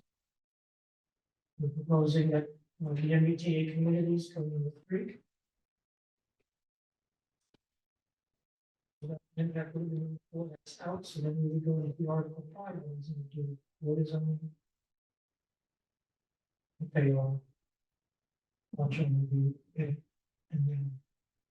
The result of these changes would result in redone tables, Article 5, even though we did the housekeeping changes in the fourth Article 5, these substantive changes would require. And then parking would be the last, we can move parking up wherever you want, parking we should, but still, the reorganization ones, because they are changing the articles in the districts. Should go 1, 2, and however else you want to do it. So Tom, you've reorged the new district, the multifamily, the border, the FAR, large home review, the table that incorporates the aforementioned, and then Parking. and has, and it sounds like KP has reviewed some, but They reviewed everything except the FAR. okay. And they probably are not going to get into the debate about what the right. Okay, I'm just really asking them to make sure that the format of it is correct. but everything else KP is reviewed. Yeah. I'm setting aside the move. Well, they even reviewed that before it went to the state. Yeah, no, I'm just waiting for the judge's tweaks on the boards. Which I hope to have. So then the next step in your process is you have another meeting with the zoning working We'll group. just make sure everything is finalized and then we go to the planning board. Probably, I was expected to be a 2-night process because everything turns into a pumpkin meeting. So, Back in the day, we used to go to 11 o'clock. so do we need a motion from us to move forward? to- Yeah, I would just say all those articles that we've discussed, just move to add those submitted to the planning board. Although I've always debated the gatekeeper role of the select board because it's really the planning board's problem. in some of this. But, yeah, vote for that and then we'll. It's the law. Oh, all right. And I make a No motion discussion. for the aforementioned articles on. To send on to the planning board and we'll see what that Subject to process. discussion. We are, by the way, those hearings are gonna be here. in the hybrid format. Sorry, Tom. Probably killing the motion. We need to, we're gonna move forward. Okay, sorry.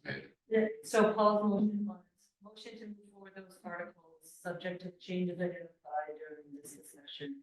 To the, further to the planning board for public hearing, And for the public hearing. pursuant to your counsel. Our conversation. Second. Is there any discussion? All those in favor, please vote aye. Aye. Thank you all. Thank you, Tom. Thank you for Thank you, working Tom. with us Very through all of our questions and comments. We appreciate it. And for all of your work, because I know you're doing all of this with the help of others, but you're really keeping all of them. And your patience. Appreciate it. I know you're, Shouldn't be, but it's been 6 hours in the wall. That's unfortunate. Yes. Thank All right, you. thanks, man. Thank you. Okay, so the next item is a building construction general bylaw. So what the board has in front of it, are 2 options. One I was giving this evening, which is a new version, which is just construction now. The other one, which you got on Friday, this is basically Haines bylaw. So it's a more elaborate, it's a significantly more elaborate bylaw. It regulates hours, but it also regulates noise in other ways, which we don't really regulate in capacity. The bylaw on Hingham is fairly recent, and Mike Barclay, who's on our advisory committee, actually spearheaded this, so he's well versed in it. This mini one is basically adopted from Weston. It's a much smaller one that really just talks about the construction hours. They're both completely valid to go forward with. I know that the larger one does encompass governance more. Yeah, you have everything from legal orders to construction. So the other, I don't know if the board knows which way it wants to go, you've had the more elaborate one. And again, it's tried and true, it works at Hingham, so I'm not worried about it. Myself, So Paul, you prefer the longer Hingham bylaw?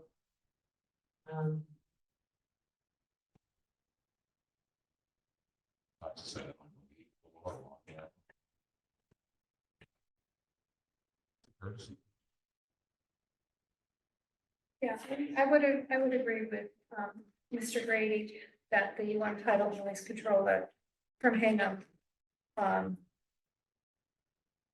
I think answers a lot of citizen issues that I've heard over the years, just, living here. And the building construction one does not. I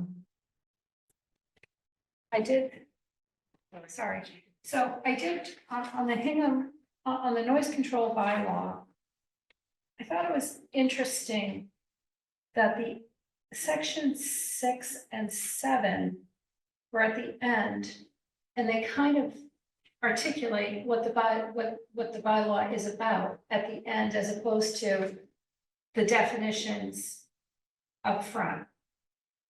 And I just thought perhaps, they should move. I did have a question on definition, definition K, public way, brought up a question, public right of way, any highway, boulevard, street, avenue, blah, blah, blah, controlled by a government entity. As we know, we have significant private ways in Cohasset that would be benefited by this. Cohasset is different than Hingham significantly, so that would be something that probably should be updated, because I'd say fair enough people tell them. Yeah. Not gonna be. Yes, we do. So, And by the way, just definitions are often put up forward in bylaws, just for, just a standard way they're written. I think it helps define the terms when you finally get to the meat of it. I understand. I can tweak that. I'll most certainly with council to update the private public way issue.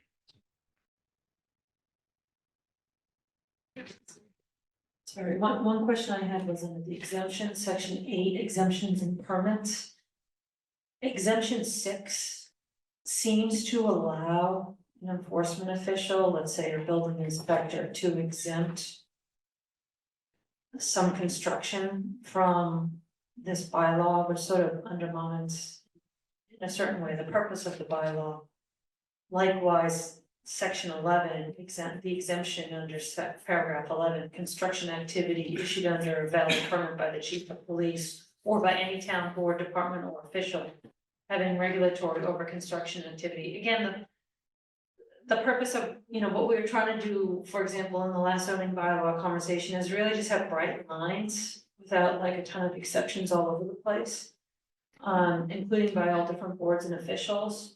I would be a fan of taking those out, to be honest, including for the select board. I think if we say this is it, then we follow it. And it's fair to everyone, and we go from there. So I think the Western one has similar, not quite explicit exception. I think they're meant for emergency construction circumstances when. I like Weston's a lot more. Okay, so we can use that language instead. Because it talks about just an emergency. Yeah. Yeah, and I would even say for a resident, if it's an emergency that they, have some issue going on, that's one thing, but. This essentially reads like, you have to follow this except for whatever's issued by whatever official without any specificity. Can I just suggest something? You can refer to emergency, and you should just use that word. I think that you don't want to create a loophole where the town can go ahead and do construction whenever it wants, but a private contractor can't. But in an emergency, either a private contractor or the town can act outside those times. And I think just the word emergency is really the distinction you just want to make. The way you read that Western one just sounded like there was a slight loophole that the town can say, hey, we're the town and we can do construction whenever we want. That's all I'm suggesting. Suggesting emergency situation. You know what? Sometimes roads at night.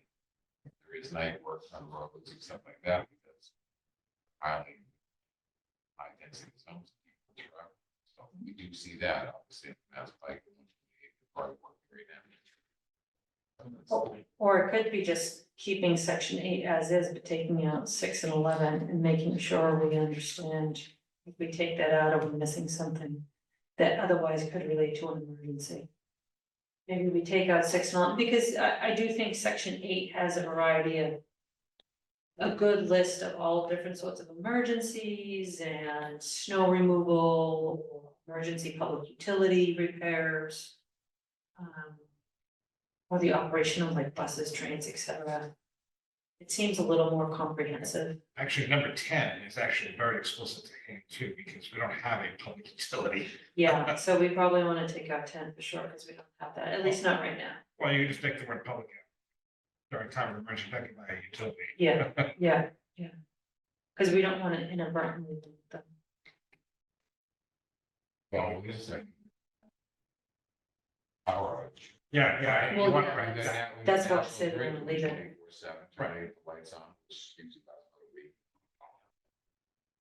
Take out the word public and cover.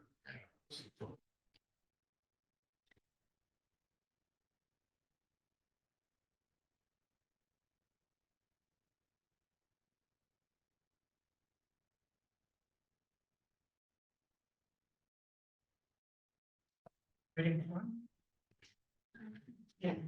Super fun. Section 7, number C, domestic power tools. It's only power tools. And, you know, handheld tools can be just as much. Hammering, sawing. So I don't, if you listen to someone, you know, framing or siding, it is quite noisy. Should we just say any tool? well, section B says any, limits any tools. Oh, any tools, okay, got it. So that there's a tighter limit on power tools. I believe. Yeah, okay, yeah, I think you're right. So it looks like the difference is if you're a commercial landscaper, you have to stop at 7 o'clock. If you're a resident, then you have to stop at 8 o'clock. You've got that extra hour to get your done. Does that bylaw ban anything on Sunday? Because one of the things Ms. Rand was proposing and I responded to is that, you know, somebody, all of us who work Monday to Friday, we need the weekends to do our landscaping, it's, you know, including Sunday. If I mow my lawn on Sunday, I wouldn't want to be prohibited from mowing my lawn on Sunday. And it just. I know she, well, her idea was to ban a lot of activity on Sunday. We caution against doing that just because. The Weston one does, well, it says no outside construction activity shall take place on Sundays. Then it lists a bunch of holidays. I see the holiday, respect that. Some take construction, I mean, are they including cutting along on the driveway? I don't think so.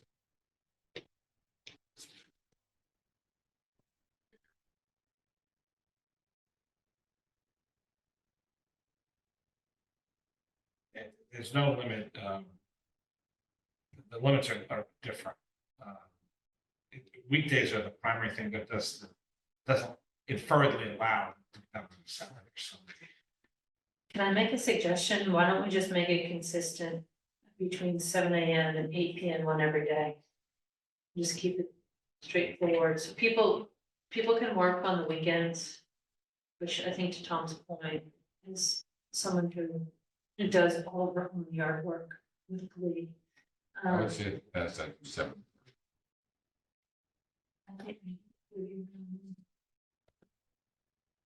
Why 7 AM, 6:30? It's looking like 7:45. At 7:37, you can begin your No, usually, I mean, I don't, they were usually the common courtesy is 8 o'clock. 8 o'clock is the Like, common fire courtesy. machines, okay. How do people feel about 8 a.m. versus 7 Well, I go for 9 a.m. a.m.? after I've been served my coffee. I'm a person that You wakes want up to very mow your lawn? early and likes to Bring mow me my early. coffee, and then you go. I do mow get away. frustrated. If the board says 8 a.m., I'm not gonna. I'm fine. What do you I think, mean- Ellen? 8 a.m. on Monday through Friday? No, I think on weekends. I'm clear, what are we talking about? Well, I was gonna suggest just one set hours to keep it not confusing, including for enforcement purposes.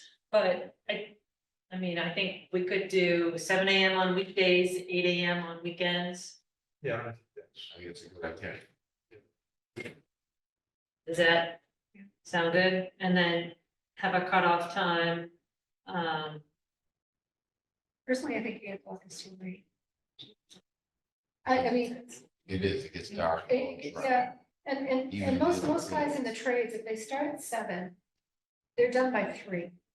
And they're at the Legion at 3:15. If that takes them that. So you want until 7 p.m. I would say 6, but I'd say 7, 7, 8 to because 6. that rounds out to, you know, just bank off daylight savings, 7 to 7. You could do 7 to 7 or 7 to Well, 6. keep in mind, there's some people that will work on the homes by themselves. And if they're coming home after work, they're only gonna have a little bit of time.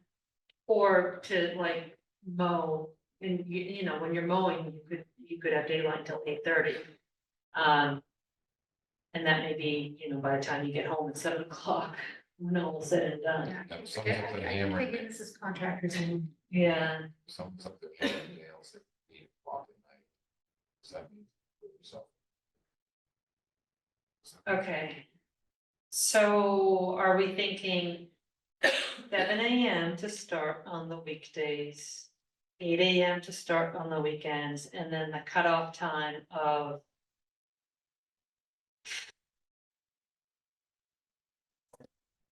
7? 7, that would be 8. 7. I would want to move my lawn at 8 o'clock at night, because that was the only time I could get to it. So- I know, I'm looking at Chris because we both mow our lawns to 7 o'clock. So I mean, coming at it from another angle, I would argue most people don't go to bed before 9 p.m. Well, what are we True. looking at, until 8 p.m.? Maybe you think about it. Daylight savings. Sure. All right, so you are banking in daylight savings. Yeah, but you have no grass to mow in March. I know that, You're That's what like I'm mowing saying. snow. so. This will be a fun town meeting article, I can feel it already. So glad we encourage. I don't know, do people agree that 8 makes sense? 8 o'clock at night, I would be a fan of 8 o'clock at night. It sounds like we have 2 7s, 2 8s. We have a full house. Jack, you might be the dividing, Listen, I've had enough of being. please don't abstain. What is it? What is it? That's how I abstained, they're still looking to. read it out. Do you want 7 or 8? And can you make a distinction of 7 for third-party Tom, commercial 7 or 8? services and 8 for Tom, 7 homeowners? or 8. That's what Hingham does. Make a distinction about who's doing the work. I mean, the average homeowner, if he wants to move at 8 o'clock when it's still. light. Yeah, I think that's a good point. Okay, is that okay? Is that a compromise, Ellen and Paul? That's the sequence. Exactly. For commercial, you're limited Yeah, to 7 and o'clock. For it's- homeowner, you get to go to 8. Yes. I'm fine with that. Tom, stop running out. So 7 to 8 for home, 7 to 7. 7 to 7 for commercial, although on weekends, 8 to 7 for commercial. Yeah. And then Jack likes to. for get- residents, What? You like to get your sleep. You're the damn same, right. but until 8 o'clock. So, 7 a.m. and then 8. yes, yep. I mean, I just think there's, on my street, there's the same landscape from 6 houses in a day. You know, and he's going at 8 o'clock at night. Finish up at night. Well, that's household, that's not really classified as commercial. Well, it's a commercial. It's a commercial. Yeah, he is, what you're talking about, I think. That's had what I our- hear, yours, are, I think, structure.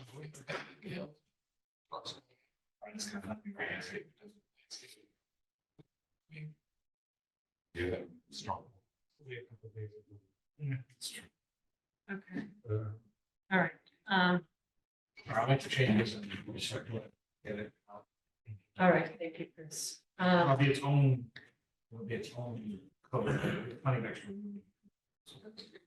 It'll be its own standalone section. I was kind of surprised we didn't have a noise ordinance to begin. with. I was too. I always thought we did. I mean, I'm supposed to. Yeah, there is. Don't start till 8 o'clock. It's 11 o'clock. Well, I don't know, 5 or 6 years ago, somebody wanted to ban leaf blowers. His force of his personality caused him to be defeated. Well, that happens. Okay, so under the section 8 exemptions and permits. I would, let's take a look at paragraph 11. I'd be inclined to strike it, although I don't, given our extensive discussion about when commercial construction activity can occur. I'm wondering, so what's left? Why would we have that in there? I agree, strike paragraph 11. But maybe we should talk to Mike to say, Mike Barclay to say, like, what are we missing here? Because I don't know why Hingham added it in.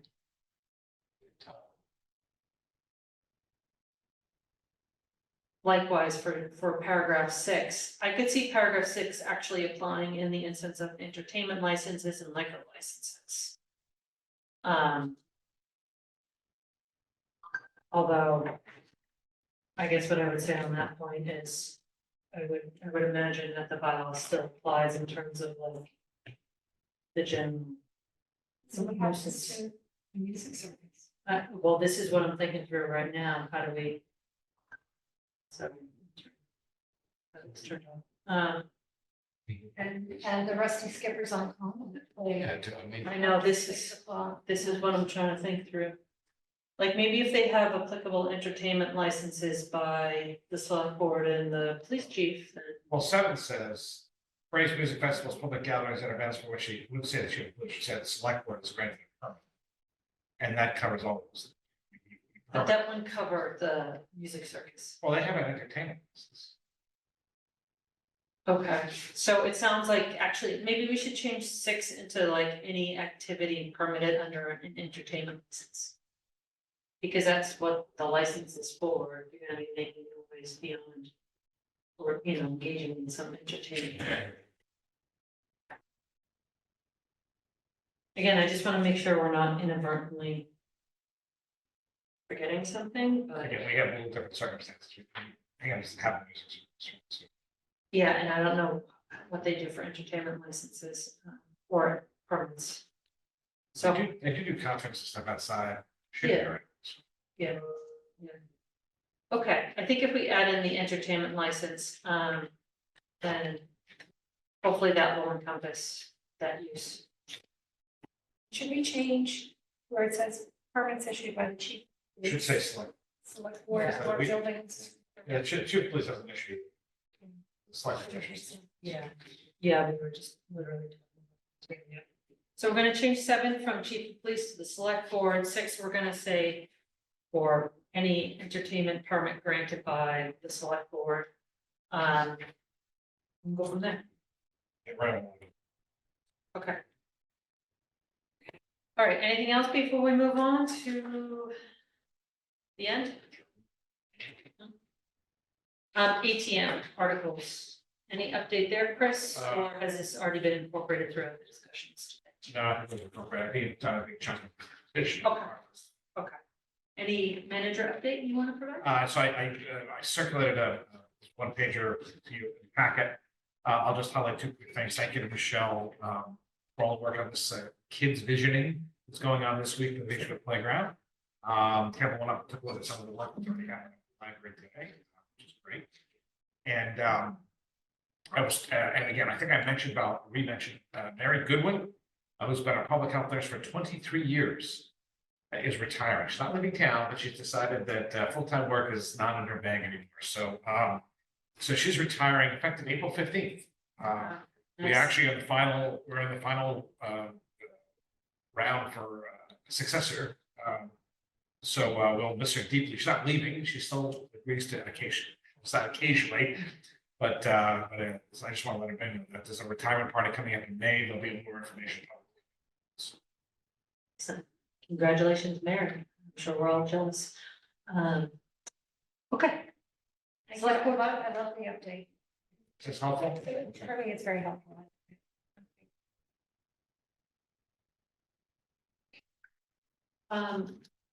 Speaking of which, Kevin, can you send us the flyer for for the town hall forum and the update maybe, so we can post through our social media to like help spread the word, because I do think people will like your updates.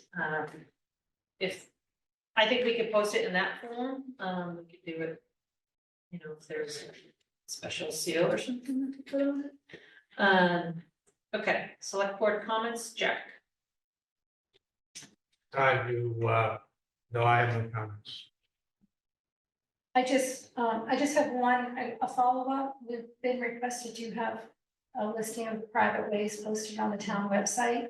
And I kind of looked around, I couldn't find it. The only thing I could find on the DPW page was on the FAQs. If you want to know if you live on a private way, just send us an email.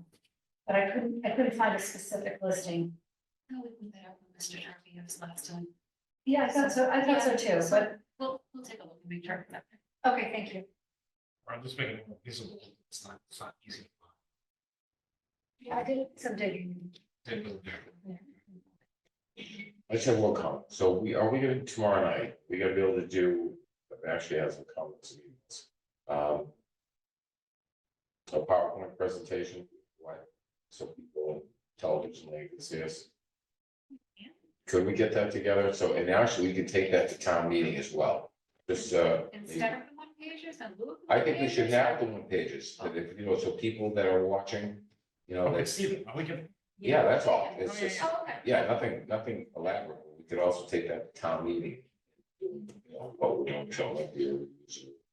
this is gonna be on Zoom tomorrow. It's gonna be on Facebook and be recorded, but it won't be on 143 because there's I'm sorry. Yeah, it won't be on Class 143 TV live because it's a school committee. But it will be recorded. People can watch on Facebook and Zoom. Yeah, Or he that's will what I'm be- saying, so make it easier, like, you see this Oh, we can screen, do so that. they can, that's all I'm saying, 'cause they I think can. it's notes. That's the idea. Okay, perfect. Thanks so much. Nothing to add tonight, thank you. Okay, I have nothing to add on my end, so we have no. Oh. There's one, sorry. So, today we spoke to legal counsel regarding closing at 135 King Street. And he would like the board to authorize the town manager to sign all the documents, so the entire board doesn't have to sign all the documents. So he asked that you vote to delegate authority to the town manager, if that's something you're comfortable with. I think- Okay. Sure, that's within 48 hours, because it's brand new. This is- and if you're available and you'd rather do it, Jim, that's Yeah. fine. Or a member of the board, welcome to do it as well. Somebody- Okay. It's scheduled to close on Monday 1st, so 3 of us would need to be at the closing. No, and only one. Somebody just has to be delegated. We don't have to be at the closing. I gotta bring the Yeah, documents to you us. can delegate a member of the board, or you can delegate the town manager. I don't care. Eric, is everyone okay with us delegating authority to Chris? Yes. Yes. Okay, all right. Would anyone like to make a motion to delegate authority to Mr. Senior to sign all the documents necessary for the closing on the acquisition of 135 King Street and take all actions necessary thereof? All right, we have a motion and a second. All those in favor, please vote aye. Aye. Okay, unanimous. There you go. So this will be done on April 1st? We own the building. No joke. I was about to say, so if we get locked up, we can say, you gotta let us go, because it's a joke. Yeah. We're fools. All right, now we really have nothing else. Motion to adjourn. All right, we have Jack did the motion, okay, but Ellen the, has her, she's gonna kill me. but Go the, ahead, I can- in fair, okay, let me just say, in fairness to those who take the minutes, we do have to be careful about, motions and seconds for that. Okay, so Jack has the motion, Paul has the second, all those in favor, please vote aye. Aye. No opposition. I think I'd like to say